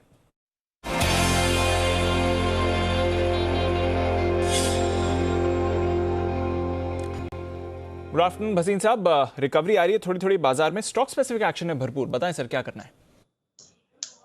गुड आफ्टरनून दीपांशु, आपको कल का क्लोजिंग बेल का 19:20 वाला देखिए, सिटी यूनियन बैंक 28 रुपए का भाव। तो बैंक्स में, मिड कैप बैंक्स में बहुत रुझान है। 3 पिक्स हैं जिसमें से 2 बैंक्स हैं। आप कहें तो मैं शुरू करूं? जी सर प्लीज बताएं। आंखें बंद करके IDFC फर्स्ट लीजिए, जो उसमें एक इंटरनल शिफ्टिंग ऑफ इवेंट था वो हो चुका है। That's why the stock is subdued. It will come out with best robust numbers. IDFC first is going to be 50 rupees in no time. तो अभी आप लीजिए 40.5 में, आपको कहा है 39 का स्टॉप लॉस, 42.5 43 का target, but you can look for targets of 50 coming in the month of April. Second buy would be Bank of Baroda, because it's the largest steel lender. Is this quarter their write backs will be the highest. Steel companies are returning money. और bank of Baroda is a no brainer. 106 6.5 में लीजिए, stop loss of 103, 112 का target. और third, मैं यहाँ थोड़ा सा आपको बोलता हूँ कि स्पेक्ट्रम चार्जेस की वेवर से Idea is in the best space ever. The promoters are increasing stake at 13.30 at 10 rupees. You can't go wrong. So if you are looking for some risk taking, then 12 rupees is coming in the next 3 months. Buy idea. Keep a stop loss of 9. This is headed to 12.5. तो Vodafone idea लंबे समय बाद ये recommendation list पर आया है। थोड़ा positional basis पर अच्छी गेन आ सकती है, 20 से 25% की गेन्स भसीन साहब देख रहे हैं इस पर। और इसके साथ ही बैंक ऑफ बड़ौदा 112 के टारगेट के लिए खरीदारी करें, 42.5 43 के टारगेट के लिए IDFC फर्स्ट बैंक। तो 2 बैंकिंग और 1 टेलीकॉम स्टॉक भसीन साहब के रेडार पर है। शुक्रिया सर हमारे साथ जुड़ने के लिए। और अपनी राय शेयर करने के लिए। बढ़िया मूव इस पर आती हुई दिख रही है। एक बार L&T फाइनेंस को जरा फिर से पुल अप करते हैं क्योंकि अच्छी मूव इस पर आ रही है, और जरा कैश और फ्यूचर्स दोनों इसके पुल अप करिए क्योंकि कैश और फ्यूचर्स में एक बड़ा डिफरेंस आपको दिख रहा है। लगभग 9% की मूव आपको फ्यूचर्स में दिख रही है, पर कैश में करीब 12% की तेजी आपको आती हुई दिख रही है। लगभग 2-2.5 रुपए का डिफरेंस कैश और फ्यूचर्स में आपको इस काउंटर में इस समय दिख रहा है। तो L&T फाइनेंस को भी अपने रेडार में रखिए। कैश में ज्यादा ऊपर है, 84.5 के लेवल कैश में आ गए हैं और फ्यूचर्स में करीब 82 के लेवल पर इस समय ट्रेड कर रहा है। बट अच्छी मूव L&T फाइनेंस में आती हुई दिख रही है, ये रेडार पर आपके होना चाहिए। कुछ खबरें भी चल रही हैं इसको लेकर, आपके लिए कुछ और डिटेल्स भी लाने की कोशिश करेंगे, बट अच्छा एक बड़ी मूव L&T फाइनेंस में आ रही है। और भसीन साहब ने टेलीकॉम की बात करी तो एक बार इंडस टावर्स पर भी डाल दीजिए नजर, क्योंकि यहां पर भी आपको मूव आ रही है। पर स्टील कंपनीज की भसीन साहब बात कर रहे थे, कैसे उनके लिए अच्छे टाइम है, वो अपने लोन्स जल्दी चुका रही हैं। क्यों अच्छे टाइम बन रहे हैं, क्यों फोकस में हैं कुछ स्टील कंपनीज? आइए इसके बारे में थोड़ी और जानकारी ली जाए आशीष चतुर्वेदी के साथ। आशीष बताइए क्या चल रहा है स्टील सेक्टर में? दीपांशु, लगातार अच्छी खबरें आ रही हैं। देखिए आज सुबह भी हमने आपको खबर बताई कि यूएस और यूके बीच में जो है 2018 में जो ट्रेड वॉर चल रहा था ट्रंप के टाइम पे, वो अब सुलझता हुआ नजर आ रहा था। दरअसल अगर आप देखें तो यूएस ने जो है एल्यूमिनियम और स्टील जो यूएस में इंपोर्ट होता था उसके ऊपर ड्यूटी काफ़ी ज़्यादा लगाई थी। स्टील पर 25% और एल्यूमिनियम पर 15%। लेकिन चाइना का ड्यूटी स्ट्रक्चर ऐसा था कि चाइना फ़ायदा उठा रहा था। यूके अगर आप देखें तो वैसे टोटल वॉल्यूम के लिहाज से इतना सप्लायर नहीं था, लेकिन अब ऐसा माना जा रहा है कि वहाँ पर जो है यूके के जो स्टील कंपनीज हैं इनको एक बड़ा फ़ायदा होते हुए नज़र आ सकता है। क्योंकि अगर आप देखें टाटा स्टील, ये स्टॉक आपके रडार पर रहना चाहिए क्योंकि इनकी यूके में प्रेजेंस काफ़ी बढ़िया है और बहुत सालों से और दिग्गज स्टील प्लांट्स में से एक आते हैं और फ्लैट और लॉन्ग दोनों प्रोडक्ट्स जो हैं ये बनाते हैं। तो टाटा स्टील एक ऐसा स्टॉक है जो आपके रडार पर रहना चाहिए। इसके अलावा अगर आप देखें तो क्योंकि डील काफ़ी बढ़िया है, अभी फिलहाल जैसे मैंने बताया कि यूएस और यूके के बीच में जो स्टील का ट्रेड है वो उतना नहीं है, लेकिन ये मान रहे कि 5 लाख मेट्रिक टन तक का जो ट्रेड होगा वो ड्यूटी फ्री होगा, उसके बाद जो स्ट्रक्चर है वो ऐलान होगा। लेकिन फिलहाल अगर आप देखें तो एक्सपोर्ट के अवसर जो है टाटा स्टील के लिए बढ़ते हुए नजर आ रहे हैं। इसके अलावा भी ब्रॉडली आप देखें तो खबरें काफ़ी ज़्यादा सपोर्टिव हैं। सबसे पहले कीमतें लगातार बढ़ती जा रही हैं, थोड़े दिन पहले भी अपडेट देकर हमने आपको बताया, और आज भी अगर आप देखें तो JSW और सेल की तरफ से जो कीमतें हैं वो करीब 1250 से 1500 रुपये प्रति टन जो है बढ़ती हुई नजर आ रही हैं।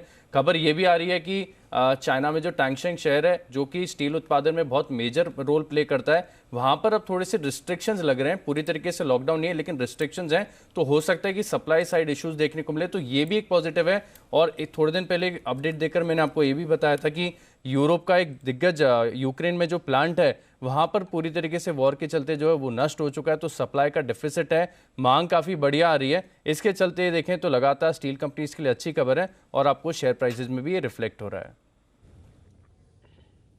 ओके, तो ये है आपके लिए स्टील पर पूरी की पूरी रिसर्च और पूरी की पूरी इंफॉर्मेशन आपके लिए आती दिख रही है। कीमतें तेजी से बढ़ती हुई दिख रही है। कुछ तो वजह पेट्रोल डीजल के दाम बढ़ने की, कुछ अंतर्राष्ट्रीय बाजारों की और कुछ डिमांड की, इन तीनों कारणों को मिलाकर तगड़ा एक्शन यहाँ पर होता हुआ दिख रहा है। तगड़े एक्शन में है एक और स्टॉक, बता रहे हैं किरण जी। किरण का कमाल नहीं है, स्पेशल पिक है किरण जी का। मुझे स्पेशल पिक देनी है। किरण का कमाल तो ऑलरेडी बता ही चुके हैं टाटा ग्रुप के शेयरों में, तो किरण जी के लिए बिल्कुल स्पेशल पिक का।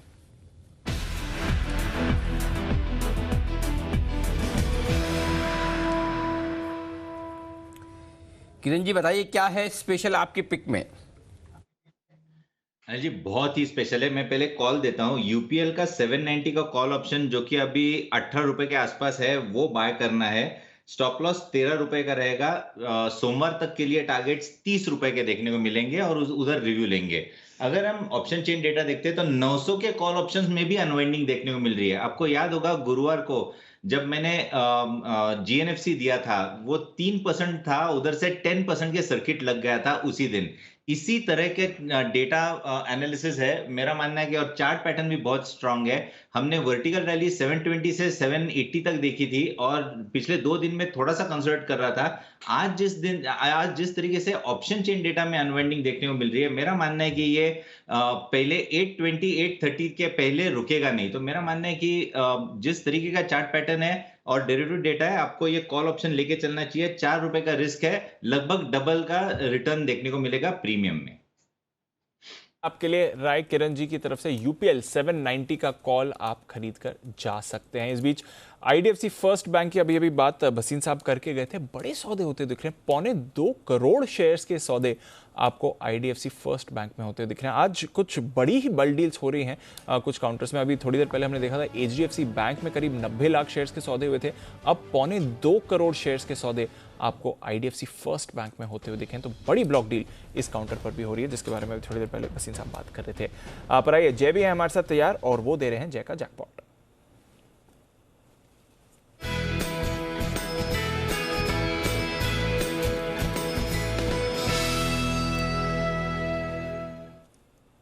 बताएं जय।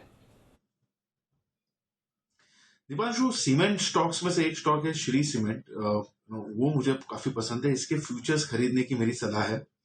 दीपांशु, इसकी रेंज थोड़ी बड़ी होती है, तो आई मीन बिडास की तो मैं रेंज दूंगा इसकी 23,430 से लेके आप 23,500, ये रेंज में आप खरीदें। 23,430 से 23,500 के रेंज में आप श्री सीमेंट फ्यूचर्स को खरीदें। दीपांशु, यहाँ पे आपको स्टॉप लॉस जो प्लेस करना होगा, दैट वुड बी एट 22,700, 22,700 पर आप स्टॉप लॉस प्लेस कीजिए। टारगेट जो ऊपर में दीपांशु बन रहे हैं, 2 टारगेट्स में दे रहा हूं। पहला टारगेट बनेगा इसका 24,500 का, राइट, एंड सेकंड टारगेट जो निकल कर आ रहा है दैट वुड बी एट 25,200।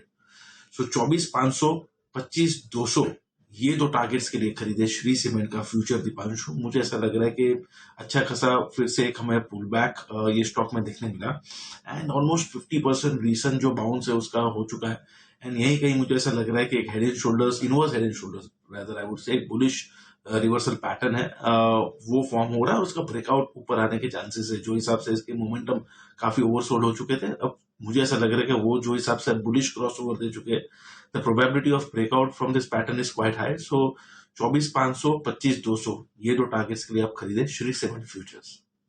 तो ये है आपके लिए श्री सीमेंट के फ्यूचर्स, इस पर भी जय की राय आ रही है। बाकी भी सीमेंट स्टॉक्स पे थोड़ा थोड़ा एक्शन आपको बनते हुए दिख रहा है, तो जय सीमेंट की मूव पकड़ते हुए और इस समय श्री सीमेंट पर जय का है भरोसा, जहां पर आपको एक्शन आते हुए दिख रहा है। चलिए नजर रखते हैं, ये भी एक और काउंटर है जहां पर मूव आ रही है। कुछ और स्टॉक्स जहां पर मूव आ रही है, सुवेन फार्मा पर जरा नजर रखिए, 10% की अपमूव आज इस काउंटर पर आपको आती हुई दिखी है, तो एक्शन यहां पर भी आपको बनते हुए दिख रहा है।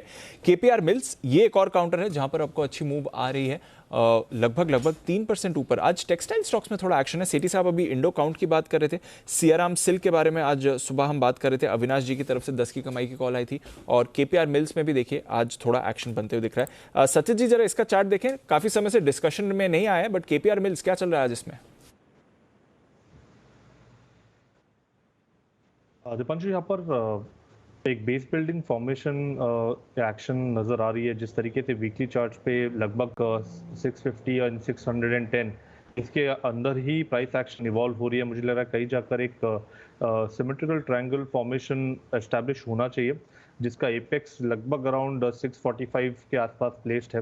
तो अगर क्लोजिंग बेसिस पे जैसे ही 650 655 के आसपास अगर मूव हो जाती है, तो ये पर्टिकुलर पैटर्न एक्टिवेट होगा, एंड उसके बाद मुझे लग रहा है काफ़ी क्लासिकल अप मूव यहाँ पर ट्रिगर हो सकती है। एक अच्छे डिक्लाइंस के बाद एक अच्छा बेस बिल्डिंग फॉर्मेशन है, तो मुझे लग रहा है डेफिनेटली अपने रेडार में रखना है।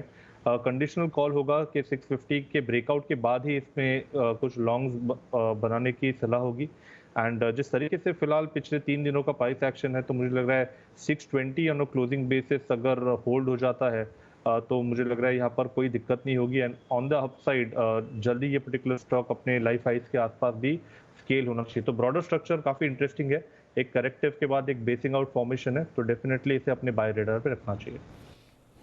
तो अपने बाय रेडार पर रखें ज़रूर। केपीआर मिल्स ये अच्छा एक्शन दिखा रहा है। टेक्सटाइल स्पेस एक फेवरेट रहा है और कई बार अनिल जी की रिकमेंडेशन भी रही है। अब वापस थोड़ा रोटेशन स्पेशली आज के सेशन में आपको आते हुए दिख रहा है।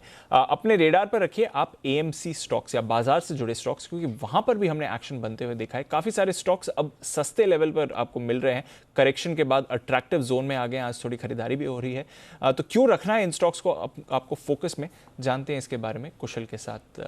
कुशल बताइए क्या चल रहा है एएमसी स्टॉक्स में? बिल्कुल दीपांशु, मैं आपको बताऊं कि जिस तरह से अक्टूबर 2021 में जब से आप निफ्टी को देखिए 18,600 का जो पीक बना था, उसके बाद से लगातार एफआईज जो है बिकवाली करते हुए नजर आ रहे हैं। मंथ ऑन मंथ आधार पर अगर हम डेटा देखें तो फरवरी से 2022, इनफैक्ट अक्टूबर 2021 से फरवरी 2022 तक ऑलमोस्ट 1.88 लाख करोड़ की एफआईज की बिकवाली हो गई है। पर डीआईज ने यहाँ पर बहुत ही दमदार सपोर्ट किया है और ऑलमोस्ट 1,30,000 करोड़ रुपए की खरीदारी यहाँ पर इन्होंने ये करते हुए नजर आए हैं। इनफैक्ट 24 फरवरी जब से ये रूस और यूक्रेन के बीच में जंग का ऐलान हुआ है, उससे लेकर अब तक अगर आप देखें तो लगभग 59,000 करोड़ की बिकवाली एफआईज की तरफ से हुई है और 47,400 करोड़ रुपए की खरीदारी यहाँ पर डीआईज ने ऑलरेडी कर ली है। इनफैक्ट अक्टूबर 2021 में जो निफ्टी का शिखर बना था, उसके बाद अभी के लेवल्स भी अगर आप देखें तो 1300 अंक दूर हैं, तो लगभग 7 से 8% के डिस्काउंट्स पर अभी भी ये ट्रेड कर रहा है। पर एएमसी स्टॉक्स पर अब आपको नजर रखनी होगी और ये क्लियर कट डिफरेंशिएशन इसलिए भी है क्योंकि डीआईज की खरीदारी जो है लगातार आती हुई नजर आ रही है और इसका जो डेटा है ये मैं आपको बता देता हूं। आप देखिए अप्रैल 2021 से सितंबर 2021 तक यहाँ पर इसके मुकाबले अगर आप अभी अक्टूबर से लेकर फरवरी के महीने तक देखेंगे तो जो औसत एसआईपी खाते हैं वहाँ पर 19.5% की बढ़ोतरी हुई है। यानी कि जो सेकेंड वेव आई थी उसके बाद भी लोगों ने पैसे डाले थे, पर ये और इंटेंसिफाई होती हुई नजर आई है पीक बनने के बावजूद भी। यानी कि अक्टूबर से लेकर फरवरी के महीने तक आप देखिए ऑलमोस्ट 19.5% की बढ़त आपको एसआईपी के खातों में रही है। साथ ही एसआईपी की जो अमाउंट की हिस्सेदारी है, अगर आप औसत अमाउंट की बात करेंगे तो वहाँ पर ऑलमोस्ट अमाउंट वाइज 9,400 करोड़ अप्रैल से सितंबर तक था, पर अक्टूबर से फरवरी तक ये आंकड़ा 11,100 करोड़ रुपए का हो गया। यानी कि ये एमपी का डेटा है, 18% की बढ़त इनकी औसत सिप अमाउंट में भी होती हुई नजर आई है। यानी कि डीआईएस जो है क्लियर कट यहाँ पर जो बाइंग करते हुए नजर आ रहे हैं, जो एसआईपी का फ्लोज है, जो एसआईपी के खाते हैं, यहाँ पर ये बढ़त हमें क्लियर कट अब देखने को मिल रही है। और प्राइस वाइज जैसे कि मैं आपको बता रहा था, एचडीएफसी एएमसी अभी भी 52 वीक हाई से 34% नीचे है, निप्पॉन लाइफ एएमसी अभी भी 52 वीक हाई से 29% और यूटीआई एएमसी अभी भी 20% नीचे है। यानी कि ये अभी भी इन्होंने पीक नहीं बनाया, पर डीआईएस लगातार खरीदारी कर रहे हैं, तो मुझे लग रहा है कि यहाँ पर अच्छी तेजी बन सकती है। ओके, तो नज़र रखिए एएमसी स्टॉक्स पर और करेक्शन के बाद काफ़ी अट्रैक्टिव लेवल्स पर भी आ गए हैं। Nippon life, HDFC AMC, UTI AMC, Aditya Birla पर भी रखिए नज़र। काफ़ी सारे काउंटर्स आपको यहाँ पर फोकस में आते हुए दिखेंगे। निप्पॉन लाइफ ये इंटरेस्टिंग चार्ट है और इस पर लंबे समय से चर्चा भी नहीं हुई है। जय, जरा चार्ट देखें निप्पॉन लाइफ एएमसी का। बिल्कुल दीपांशु, जहां तक इसका सवाल है, मैं कहूंगा देखिए ये शॉर्ट टर्म में ऊपर में और लेवल्स 350 360 तक के लेवल्स हमें दिखा सकता है। एंड जहां तक इसका सपोर्ट का सवाल है दीप, मैं कहूंगा कि 330 जो इमीडिएट बेसिस पर सपोर्ट है वही है, तो 2% के आसपास नीचे सपोर्ट है। 350 के लेवल्स हमें देखने मिल सकते हैं। 350-60 के लेवल्स जो है दीपांशु वो बहुत ही इंपॉर्टेंट हो जाएंगे निकालना। अगर ये स्टॉक में करीब करीब वो लेवल्स के आसपास रेजिस्टेंस है और वहां से लास्ट रिवर्सल हमें देखने मिला भी था, वो लेवल्स निकालता है दीपांशु तो ये रैली एक्सटेंड होगी 380 मे बी 400 तक। अदरवाइज जिसकी भी लॉन्ग पोजीशन हो, मैं कहूंगा कि 330 के आसपास का आप एक ट्रेडिंग स्टॉप लॉस लगाकर होल्ड कीजिए एंड 360 के आसपास प्रॉफिट बुक कीजिए। ओके, 330 का ट्रेडिंग स्टॉप लॉस लगाएं और होल्ड करें निप्पॉन लाइफ, यानी कि नाम इंडिया, नाम इंडिया, जो आपकी मर्जी है बोल दो। निप्पॉन लाइफ एसेट मैनेजमेंट, ये है वो स्टॉक। आइए बढ़ते आगे और ओके 70 पर नीचे डाउ फ्यूचर्स। आइए सुमित जी हमारे साथ फोन लाइन, आज तो बुधवार है ना, हाँ बुधवार को सुमित जी फोन लाइन पर होते हैं हमारे साथ। एक्सपायरी का ऑप्शन देने के लिए हैं तैयार, बिगुल।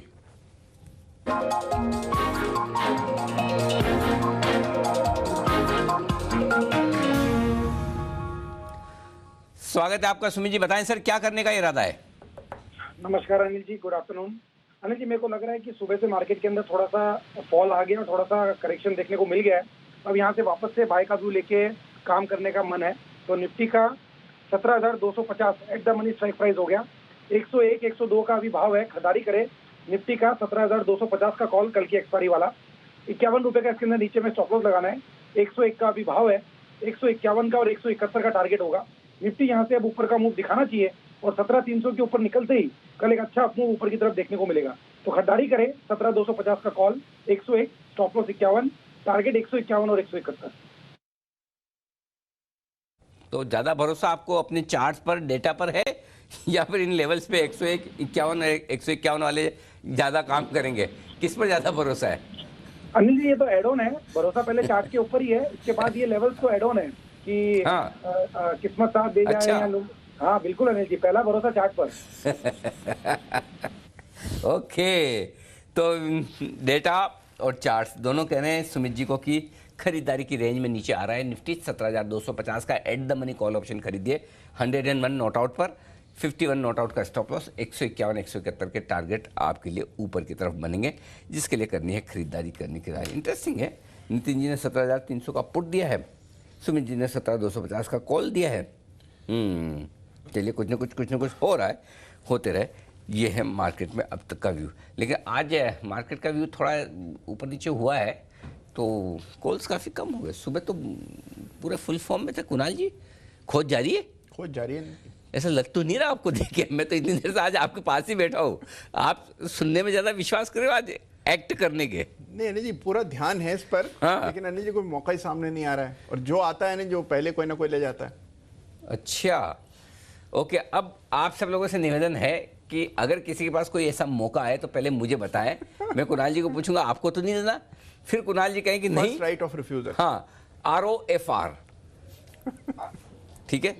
तो हमने कुणाल जी को आज बचे हुए 25 मिनट के लिए ROFR दिया है, तो राइट ऑफ फर्स्ट रिफ्यूजल। तो सबसे पहले कुणाल जी मना करेंगे तो ही आप दे पाएंगे। इसके अलावा आपके पास में अगर इसमें किसी को ऑब्जेक्शन है तो मुझे अभी से बता दे। चलो, किसी को नहीं, सबको मौन से कौन लेगा आगे चल के प्रेसिडेंट बनने वाले एसोसिएशन के कौन पंगा लेते तो भी सुमित जी लेते, जैसे वो है नहीं, फोन लाइन पे थे। सिमी जी भी नहीं है। आशीष सर, सिमी जी का तो खौफ आपने जो बिठाया है ना कुणाल जी के मन में, देखो हर वक्त जी।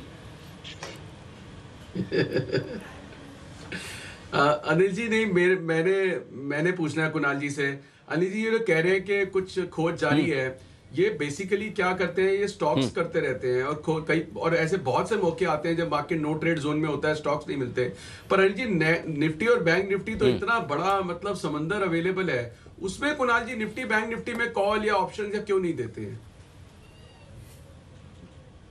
मैं जवाब देता हूँ, कुछ तो हमारे लिए भी छोड़ो। सब यही कर लेंगे, फिर हम क्या करेंगे? एक दो चीजें तो छोड़, ऐसा मत करो आशु जी, आप हमारी तरफ हो, इनकी तरफ हो। हाँ, इनको तो बोलोगे तो ये वो भी कर लेंगे। मैं थोड़ा बहुत मैं करता हूँ, ज्यादा जय करते हैं, थोड़ा बहुत हमें सुनने की मदद दे देते हैं, हम 2-3 मिलकर संभाल रहे, ठीक ही चल रहा है हमारा, ऐसा कोई खराब नहीं है। सजेशन बुरा नहीं है। क्या सजेशन बुरा नहीं? हमारा खराब चल रहा है इसका? जय कितने बढ़िया कॉल दे रहे हैं। जय, आपको कोई दिक्कत है? आपको कोई हेल्पिंग हैंड चाहिए? जय अनिल जी, आपका हेल्पिंग हैंड अनिल जी बहुत है। अनिल जी, कुणाल जी, आशु जी तो अनिल जी देते ही है हेल्पिंग हैंड, उनका तो रहता ही है। तो बहुत है अनिल जी, काफी है। बस बहुत है, जरूर से ज्यादा सपोर्ट करने की कोशिश ना करें इतना जी। एक्सेप्टेड, बहुत ही बढ़िया आशु जी, आपके स्प्रेड्स कमाल के हैं, जय के ऑप्शंस कमाल के हैं, बिल्कुल, और सुमित जी के भी ऑप्शंस जबरदस्त आपके लिए आते ही आते हैं। आइए, एक बढ़िया इंटरेस्टिंग रिसर्च भी आपके लिए आने की तैयारी में है। वो रिसर्च आ रही है आपके लिए, कुछ एक बढ़िया जी बिजनेस की एक्सक्लूसिव रिसर्च है, वो आए उससे पहले सचिन जी के लिए बिल्कुल BTSTT का।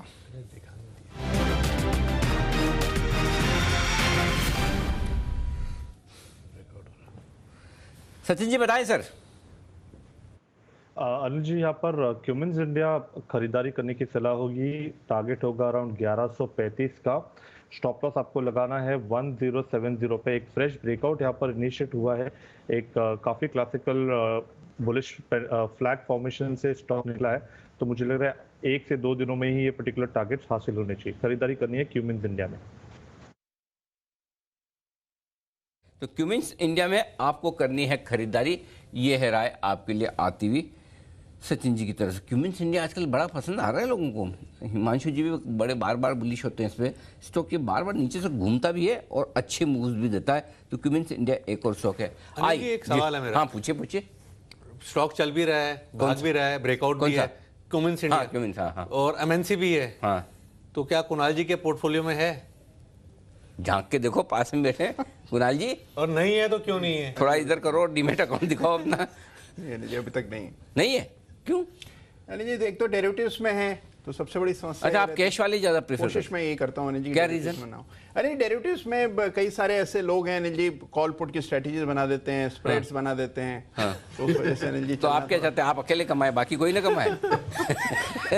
तो उसमें क्या गलत क्या है? शॉर्ट सेलिंग आ जाती है इस वजह से। ओके, सही बात है अनिल जी। आप आशु जी की बात कर रहे हैं? क्या आशु जी कॉल पुट की स्ट्रेटेजी दे देंगे?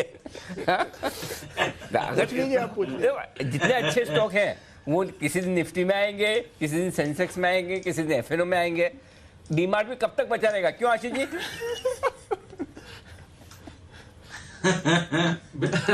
अनिल जी बिल्कुल, ये देखिए आपने जो सही बात बोली ना कि सिर्फ यही कमाए, अनिल जी ये गलत बात है। मतलब मौका सबको मिलना चाहिए। तो अनिल जी इनको तो ऊपर जाए नीचे जाए कोई फर्क नहीं पड़ता। जब ऊपर से नीचे जाता है तो कुछ और गरीब लोग भी पैसे बना लेंगे, तो उसमें क्या फर्क पड़ जाएगा? एग्जैक्टली हम तो वैसे पहले से इतने तो हम जलते हैं। हमसे मतलब मेरा मतलब आप हम में मुझे मत गिन ले, मैं राकेश जी की बात कर रहा हूँ। खाली साथ में बैठे इसलिए हम बोला है कि इतने बड़े बड़े एमएनसी स्टॉक पोर्टफोलियो में भर के बैठे हैं, ऐसे नीचे नीचे के दाम पे भर के बैठे हैं, बेचते भी नहीं है, कभी भी डरते भी नहीं है। अनिल जी आपने बताया था जलो तो दीप की तरह। आपके लिए बता रहे आपके लिए, बंसल जी के लिए ये तो अनिल जी डबल जला रहे हैं, दीप तो सिंगल हैं। चलिए बढ़िया है, जिस किसी के भी पोर्टफोलियो में बढ़ोतरी हो हमें खुशी है, हमारे दोस्तों के पोर्टफोलियो में होगी तो और ज़्यादा खुशी है। चलिए आइए बढ़ते आगे, और बड़ी और एक्सक्लूसिव रिसर्च आपके लिए तैयार है जी बिजनेस की तरफ से। वरुण दुबे जुड़ रहे हैं हमारे साथ।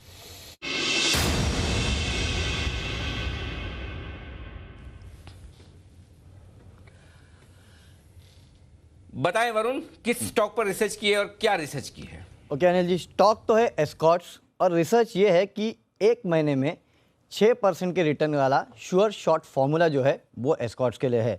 देखिए दरअसल अब आपको पता ही है कि एस्कॉर्ट्स का जो ओपन ऑफर है वो चल रहा है कुबोटा की तरफ से।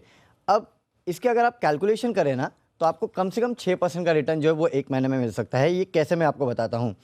देखिए एस्कॉर्ट्स के टोटल जो शेयर्स है, नंबर ऑफ शेयर्स है प्रमोटर्स को इंक्लूड करके 13.19 करोड़ के आसपास के हैं। प्रमोटर्स के शेयर हटा दो तो ये आता है करीब 9.22 करोड़ के आसपास का। लेकिन इसमें कुबोटा के भी शेयर्स है करीब 2 करोड़ 16 लाख के आसपास के, इनको भी हटा दो तो बचते हैं 7.05 करोड़ शेयर्स। कुबोटा जो है वो करीब 3.74 करोड़ शेयर जो है उसको खरीदने वाला है ओपन मार्केट से। अब वो खरीदेगा तो इन 7.05 करोड़ में से ही खरीदेगा, लेकिन याद रखिएगा इन 7.05 करोड़ शेयर्स में से भी करीब 4.5 करोड़ शेयर जो है उसमें FIIs, बड़े इन्वेस्टर्स, म्यूचुअल फंड्स, इन सब के शेयर्स है। और माना जा रहा है कि ज़्यादातर जो बड़े निवेशक है वो शायद इस ओपन ऑफर में अपने शेयर्स को टेंडर नहीं करेंगे। एग्जाम्पल के तौर पे मैं आपको बता देता हूँ, कुछ समय पहले ही राकेश झुनझुनवाला जी ने इस कंपनी में अपना स्टेक बढ़ाया था और माना जा रहा है करीब 75 लाख के आसपास उनके पास शेयर है, और माना जा रहा है कि वो इस ओपन ऑफर में शायद टेंडर ना करे। ऐसे ही और भी काफ़ी सारे बड़े निवेशक या FIIs है जिन्होंने लॉन्ग टर्म के लिए इस कंपनी को लेकर रखा था, तो शायद वो लोग अपने शेयर जो है उनको टेंडर नहीं करेंगे। और अगर इसके बेसिस पे हम माने तो 7.05 करोड़ शेयर्स में से मानिए कि करीब 60% के आसपास के शेयर्स टेंडर होते हैं। अगर 60% के आसपास के शेयर टेंडर होते तो ये होते हैं 4.2 करोड़ शेयर्स। अगर 4.2 करोड़ शेयर्स टेंडर होते हैं तो एक्सेप्टेंस रेशियो जो है वो हो जाता है करीब 89% के आसपास का। और अगर 89% के आसपास का एक्सेप्टेंस रेशियो होता है तो आपको जो कुल प्रॉफिट होगा, अगर इन लेवल पे आपने एस्कॉर्ट्स को ले लिया तो आपको करीब 13,800 रुपये के आसपास का फ़ायदा जो है वो एक महीने में हो सकता है। और अगर आप समझिए कि 89% एक्सेप्ट हो गए, 11% नहीं हुए, तो 11% स्टॉक अगर आप मार्केट में बेचने जाएंगे तो ब्रेक इवन प्राइस केवल 591 का आता है, जबकि स्टॉक 1800 के आसपास ट्रेड कर रहा है। आप समझिए 100% अगर एक्सेप्ट हो जाते हैं तो आपका प्रॉफिट जो होता है वो करीब 15,500 रुपये के आसपास होता है। अगर इसमें से आप टैक्स हटा भी दे 30% के आसपास का तो भी आपको जो फ़ायदा है वो 6% का है, यानी करीब 11,000 रुपये का फ़ायदा जो है आपको एक महीने में हो सकता है। और अगर मिनिमम पकड़ के चलिए कि जितने हैं उतने सबके सब दे देते हैं शेयर्स, तो भी एक्सेप्टेंस रेशियो जो है वो 53% का निकल के आता है। अगर 53% आ जाता है एक्सेप्टेंस रेशियो तो आपका मुनाफा होता है करीब 8,200 रुपये का, और तब ब्रेक इवन प्राइस जो है वो 1,670 रुपये के आसपास निकल के आता है। लेकिन जो मेजॉरिटी मान के चल रहे हैं और जो होने वाला है वो एक्सेप्टेंस रेशियो आपका करीब करीब 90% के आसपास का निकल के आएगा और उसके चलते करीब 5 से 6% के आसपास के रिटर्न जो है वो आप एक ही महीने में एस्कॉर्ट्स में कमा सकते हैं। तो ये है वो एस्कॉर्ट्स को लेके मैजिक फॉर्मूला। और ये कितने समय का निवेश रहेगा? डेट्स वगैरह सब आ चुकी है ना? अब तो डेट्स आ चुकी है अनिल जी। 28 मार्च को एस्कॉर्ट्स का जो ये है वो बंद होने वाला है और अप्रैल में जो है आपके हाथ में पैसे आपके रिटर्न आ जाएंगे। ओके, तो अप्रैल तक आ जाएंगे। अच्छा, 5-6% का रिटर्न देख के मुंह में पानी तो आता है। आजकल कहाँ 5-6% कम रिस्क के या बिना रिस्क के मिलते हैं इस तरह के मार्केट में, जब रोज ऊपर नीचे हो जाए 300 निफ्टी ऊपर नीचे। ये बताइए वरुण, रिस्क क्या है? अनिल जी, रिस्क सिर्फ एक ही है कि आपका एक्सेप्टेंस जो है वो कम से कम रहेगा, लेकिन कम से कम भी अनिल जी रिस्क एक ही है कि 53% के आसपास का एक्सेप्टेंस रहेगा, उससे कम तो जा ही नहीं सकता। नंबर ऑफ शेयर्स के अगर कैलकुलेशन अगर आप करेंगे तो उसके तहत भी आपका प्रॉफिट जो है कम से कम 8,215 रुपये का है। और यहाँ से शेयर प्राइस कितना गिरेगा गिर के कि अगर आप अप्रैल के भी फ्यूचर जाके देखेंगे तो 1500-1600 रुपये के आसपास है। तो भी पर शेयर अगर आपको 47 शेयर जो अगर आप रखेंगे उसमें भी 100 रुपये के आसपास का नुकसान होगा, तो भी आपको 4-5 हज़ार रुपये का फायदा तो होना ही है अगर आप पूरा 100 शेयर्स खरीदेंगे 1850 के भाव पे फिलहाल जो चल रहा है। तो ये है आपके लिए प्रॉफिट कम होगा लेकिन प्रॉफिट जरूर होगा। अच्छा, मतलब होगा प्रॉफिट कम या ज्यादा होगा? हाँ। लॉस होने के चांसेस नहीं के बराबर, बराबर ना? लॉस होने के चांसेस नहीं के बराबर है। ओके, तो ये है आपके लिए एस्कॉर्ट्स के ओपन ऑफर पर हमारी रिसर्च। तो लगातार हम आपको बढ़िया रिसर्च लेकर आते हैं यहाँ पर आपको नुकसान होने के चांसेस कम हो, मुनाफा बनने के चांसेस हो। तो एस्कॉर्ट्स भी उनमें से एक है जो आपको मुनाफे का मौका दे सकता है, ये ध्यान में रखिए। आइए, बैन से बेनिफिट फिर से आ चुके हैं आशीष हमारे साथ। आजकल तो आशीष के अच्छे दिन चल रहे हैं, बहुत सारे स्टॉक्स बैन में, देखते हैं। आइए,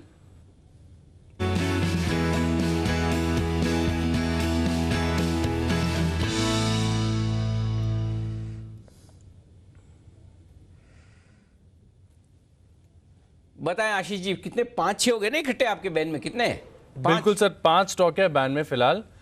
एक स्टॉक ऐसा है सर जो प्रोबेबिलिटी है इसकी कि बाहर आ सकता है, वो है जीएनएफसी। यहाँ पर एक ही दिन में अगर आप देखें तो आज करीब 3% की गिरावट आ गई है। कल 101% के साथ जो है स्टॉक बैन में आया था। अब मार्केट वाइड पोजीशन लिमिट घट के 82% हो गई है। थोड़ा समय भी करीब 15 मिनट बचे हुए हैं, तो हो सकता है कि अगर थोड़ी पोजीशंस और घटे यहाँ पे तो जीएनएफसी एक ही दिन के लिए बैन में आया था, हो सकता है बैन से बाहर आ जाए। इसके अलावा अगर आप देखें तो एक स्टॉक है जो एंट्री करने जा रहा है, वो है सेल। आज काफी बड़ा अपमूव भी स्टॉक के अंदर देखने को मिला है। यहाँ पर मार्केट वाइड पोजीशन लिमिट जो है 103% है, तो सेल ने भी जो है अब पूरा निश्चित कर दिया कि बैन में आएगा। बाकी Sun TV, delta Corp, Balrampur चीनी और इंडिया बुल्स हाउसिंग फाइनेंस ये बैन में है, बैन में बने रहेंगे। ओके, तो सबके सब बाहर आने की संभावना किसी की है नहीं बैन में सर, राइट? बाहर कोई भी नहीं आएगा। जीएनएफसी थोड़ी सी पॉसिबिलिटी है सर, 82% और बहुत तेजी से पोजीशंस यहाँ पर कम हो रही हैं। 101% कल थी, अब 82% पे आ गई। 80% से नीचे आते स्टॉक बैन से बाहर आ जाएगा। तो जीएनएफसी ये थोड़ा सा दावेदारी दिखा रहा है बैन से बाहर आने के लिए। और अंदर जाने की संभावना सेल की है। ओके, सेल तो आ ही जाएगा, 100% के ऊपर है। तो चलिए, एक और नया खिलाड़ी बैन की लिस्ट में शामिल होने की तैयारी में। तो ये आपके लिए बैन का अपडेट। कुछ नहीं हुआ, वही 17,250 के आसपास। ये दीप तो आखिरी 15 मिनट बचे हैं, 17,300 के पार भी नहीं निकल के टिक पाया, जो वहाँ 3 बजे तक वहीं पहुंचा था। कुणाल जी, 17,300 वहीं से घूम गया। बिल्कुल, वो डेटा काम कर गया, जो कॉल राइटिंग खड़ी है वहीं पर, तो थोड़ा पार करना मुश्किल हो। चलिए, बिगुल वागले साहब के लिए वागले का वंडर।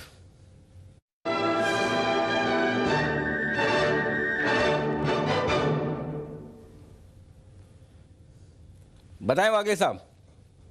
जी, टाटा कम्युनिकेशन बाय करके चल रहा है बीटीएसटी के तौर पे। 119293 का करंट भाव है। एक 10 रुपए का आपका स्टॉप लॉस होगा 1183 का। मुझे लगता है ये 1200 के लेवल ब्रेक करेगा और 1215 1218 तक के लेवल्स आपको कल देखने को मिलने चाहिए। टाटा कम्युनिकेशंस थोड़ी देर पहले ये रेडार पर भी आया था, अच्छी मूव आ रही है टाटा कॉम पर। इसको आप जाने ना दें। L&T फाइनेंस, इसको भी जाने ना दीजिए।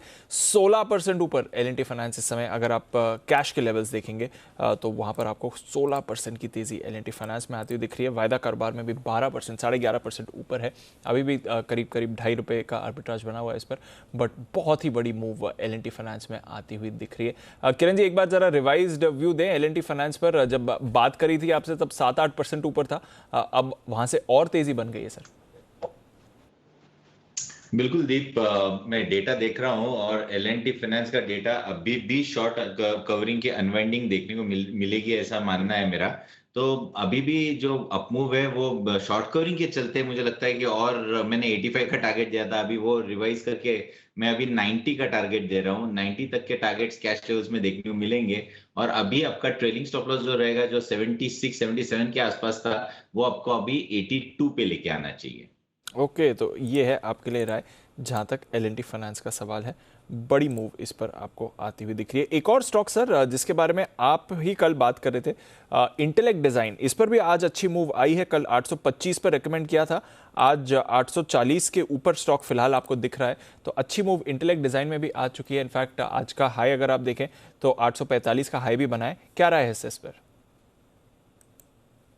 सर, डेटा पॉइंट भी है और जिस तरीके से ये चार्ट पैटर्न उभर के आ रहा है, मेरा मानना है कि बहुत ही अच्छे ट्रायंगुलर पैटर्न का ब्रेकआउट देखने को मिला है और उसके चलते और बढ़त बिल्कुल देखने को मिल जानी चाहिए। अभी भी डेटा के संकेत यही है कि लगभग 850 से लेके 900 तक के टारगेट देखने को मिल जाने चाहिए। 840 के आसपास आ ही गए, तो मेरा मानना है कि पहला छोटा पड़ाव 860 के आसपास है, पर वो निकल जाए तो मुझे लगता है कि 900 के आसपास के टारगेट्स आपको इसी सीरीज में देखने को मिलेंगे। तो लॉन्ग पोजीशंस के लिए अभी 825 का मेरा कैश में ट्रेलिंग स्टॉप लॉस रहेगा। ओके, तो ये है आपके लिए इंटेलेक्ट डिज़ाइन अरीना। इस पर भी एक बहुत ही बड़ी मूव आपको आती हुई दिखी है। कल और आज के बीच में अच्छा परफॉर्म किया है। फर्स्ट सोर्स एक और काउंटर जहां पर आपने मूव आती हुई देखी है, इस पर भी आप रखें अपनी नज़र। पेंट स्टॉक्स में भी थोड़ी रिकवरी आ रही है। एक्सो नोबल यहाँ पर थोड़ी खरीदारी आई है, साथ ही हमने देखा कंजाइनर लाइफ भी थोड़ा मूव दिखा रहा है। कुछ कैश स्टॉक्स पर रखें नज़र। वाटेक वबाग, इस पर आपको एक अच्छी मूव आती हुई दिखी है। सुबह एक स्पाइक आया था और फिर उन लेवल्स को होल्ड भी कर रहा है। वाटर कंजर्वेशन डे भी निकला है अभी अभी और वहाँ पर भी फोकस बना था। जय, जरा देखें कैश स्पेस से वाटेक वबाग 300 के जस्ट नीचे, और आज पूरे दिन बाजार के उतार चढ़ाव में इसको कोई इंपैक्ट नहीं हुआ है, इसलिए 3% की गेन्स अपने पूरे दिन होल्ड करते हुए दिखा है।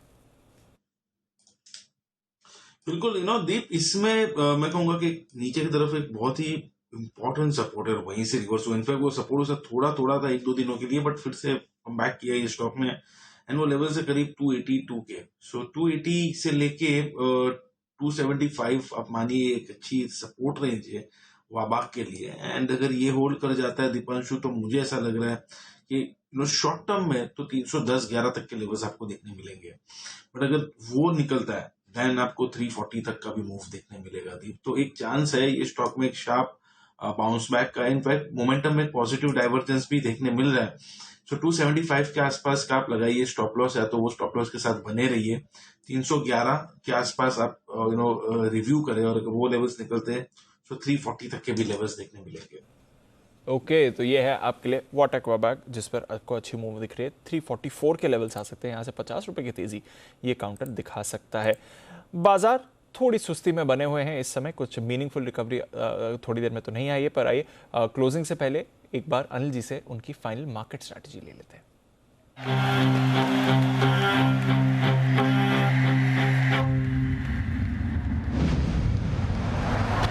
कभी कभी खुशी के लिए एक उदाहरण ही काफी है। ईबिक्स कैश हर खुशी के लिए काफी है।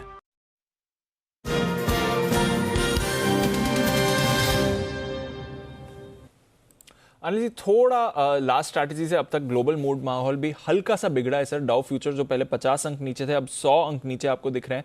नैस्डैक फ्यूचर्स में भी आधे % की आपको गिरावट आती हुई दिख रही है। अमेरिकी बॉन्ड यील्ड हमने देखा है सर, लगभग 3 साल की ऊंचाई पर है, एलिवेटेड लेवल्स पर ही होल्ड कर रही है। कुछ और वहां पर इम्पैक्ट नहीं हुआ है। कच्चे तेल के दाम भी वापस 117-118 के लेवल पर आ गए। तो थोड़ा पिछले कुछ मिनटों में ग्लोबल मूड माहौल भी हल्का सा बिगड़ा है। हमारे बाजार भी मीनिंगफुल रिकवरी नहीं दिखाए सर, क्या करके जाएं?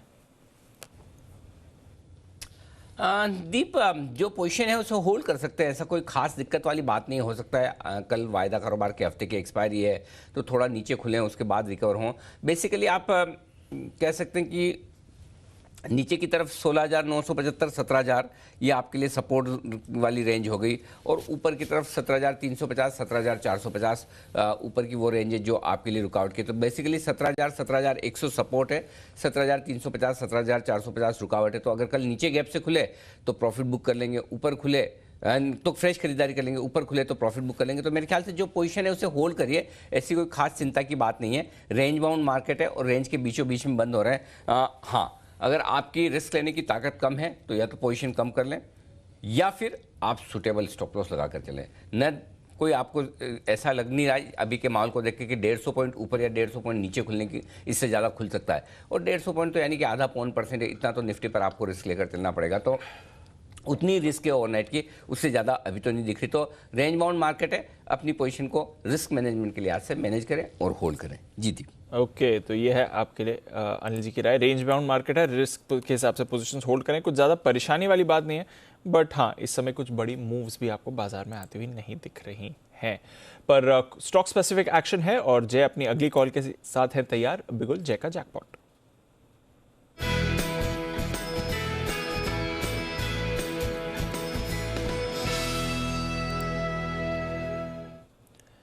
बताएं जय। दीप, खरीदना है वर्लपूल फ्यूचर्स को 1630 1640 ये रेंज में आप खरीदे वर्लपूल फ्यूचर्स को। यहाँ पे मुझे ऐसा लग रहा है कि जो हिसाब से काफी ओवरसोल्ड है टेक्निकली, एंड एक अच्छा पॉजिटिव डाइवर्जेंस भी ये स्टॉक में देखने मिल रहा है। काफी समय से एक अच्छा बेस पैटर्न फॉर्म कर रहा है दीप, एंड मुझे ऐसा लग रहा है कि अब जो नीचे के लेवल से इसके समवेयर अराउंड 1575 1600 ये जो सपोर्ट रेंज अच्छी खासी इसने बनाई है, ये होल्ड करनी चाहिए फॉर शॉर्ट टर्म। मुझे ऐसा लग रहा है कि 1715 ये पहला इसका टारगेट निकलेगा, एंड 1780 ये दूसरा टारगेट निकलेगा। 1715 1780 ये दो टारगेट्स के लिए आप खरीदे वर्लपूल फ्यूचर्स को। एंड यहाँ पे आप स्टॉप लॉस दीपांशु प्लेस कर सकते हैं 1590 का। तो रिस्क और पॉइंट ऑफ व्यू आप देखें तो काफी एक अच्छा मूव यहाँ पे देखने मिल सकता है। 40-50 पॉइंट का एक रिस्क है, मगर अगर 1750 1780 तक जाता है तो लगभग आपको 10% के करीब का मूव देखने मिलेगा Deepanshu. So with this positive divergence I think ऐसे मार्केट में जहाँ पे स्ट्रेंथ हो एंड मोमेंटम थोड़ा बहुत पॉजिटिव लग रहा है, सो जो भी मार्केट में अगर थोड़ा बहुत वॉलेटिलिटी भी रहेगी कि गिरावट रहेगी तो भी ये होल्ड आउट कर जाएंगे somehow to their support levels. Okay, तो ये है आपके लिए वर्लपूल पर खरीदारी के राय। समर स्टॉक्स फोकस में हैं भी। आज सुबह वोल्टॉस पे अच्छी मूव आ रही थी। IFB इंडस्ट्रीज पर रखिए नजर, इस पर भी एक शानदार मूव आपको आती हुई दिखी है कल और आज दोनों दिन। इनफैक्ट पिछले 2 हफ्तों से देखें तो लगभग 25% दौड़ चुका है। वर्लपूल पर जय राय दे रहे हैं। हैवेल्स भी फोकस में रहा है, सिम्फनी भी फोकस में रहा है। तो इस समय के जो हाई डिमांड स्टॉक्स होते हैं उन पर आपको रखनी है नजर, उसमें वर्लपूल है जय को पसंद। एक दो फाइनल कॉल्स ले लेते हैं क्लोजिंग से पहले। डिवीज लैब, एक बार बंसल जी इस पर राय दे दें। अच्छी मूव आई है, इनफैक्ट निफ्टी का टॉप गेनर है आज क्लोजिंग पे। लंबे समय बाद डिवीज ने थोड़ी लीडरशिप दिखाई और डेज हाई पर क्लोज हो रहा है सर। बिल्कुल दीपांशु, डिवीज में अगर हम देखें तो 4530 4530 की एक नेकलाइन भी तोड़ी है, एक ब्रेकआउट भी देखने को मिला है, और ये जो अपमूव है ये एक्सटेंड हो सकता है। 4610 4620 एक नियर बाय टारगेट बैठते हैं। 4517 का स्टॉप लॉस है, तो जिनके पास है होल्ड करें, और इनफैक्ट नई खरीदारी की भी राय है डिवीज लैब में इन स्तरों पर। ओके, तो नई खरीदारी भी कर सकते हैं, इतना कॉन्फिडेंस आ रहा है। आज सुबह कुछ पॉजिटिव ब्रोकरेज रिपोर्ट्स भी आई थी इस पर। कोटक बैंक, वागले साहब, आज इस पर 2-2.5% की गिरावट रही है। मुनाफा वसूली देखें या फिर और वीकनेस दिखती है? दीपांशु, समो पिछले 5-6 दिनों में ये 1840 का एक मल्टीपल रेजिस्टेंस 1830 का क्लियर नहीं कर सका है, तो वो 1765 पे ऊपर जाएगा तो मैं उसको बाउंस बैक ही मानूंगा। साइडवेज टू हल्का सा नेगेटिव, ये मेरा मानना है। 1700 तक के लेवल्स नीचे में आपको देखने को मिल सकते हैं 1 से 2 दिनों में। ओके, तो ये है आपके लिए राय जहां तक कोटक बैंक का सवाल है। जय, एक बार ब्रिटानिया पर राय दे रहे हैं। पिछले कुछ दिनों से कमजोरी दिखा रहा है। इनफैक्ट अगर 1 महीने का ट्रेंड देखें तो 12% ये स्टॉक फिसल चुका है और आज भी डेज लो पर क्लोज हो रहा है। 3000 के नीचे जाते हुए दिखता है। जी, मुझे वीकनेस यहाँ पे ऐसा लग रहा है कि कंटिन्यू होगी दीप। अगर थोड़ा बहुत बाउंस बैक भी आया then I think should be utilise as an exit opportunity. Although positional basis पे आप देखेंगे तो काफी ओवरसोल्ड है Deepanshu, but then recent price trend जो हमें लास्ट 3-4 दिनों में जो प्राइस एक्शन देखने मिल रहा है वो क्लियरली इंडिकेट कर रहा है कि 3000 के लेवल्स यहाँ पे ब्रेक होते हुए देखने मिलेंगे हमको। और दीपांशु मुझे तो इनफैक्ट इसका नेक्स्ट सपोर्ट या तो नेक्स्ट टारगेट जो नजर आ रहा है that is around the levels of 2870 2870 तक का एक फॉल, यानी कि लगभग 200 पॉइंट की गिरावट देखने मिल सकती है। ऊपर में जो एक डीप क्लियर रेजिस्टेंस ये स्टॉक में अब है दैट इज 3230, सो 3230 के ऊपर जब तक बन नहीं आता शॉर्ट टर्म में आई थिंक डाउन साइड की प्रोबेबिलिटी ज्यादा है।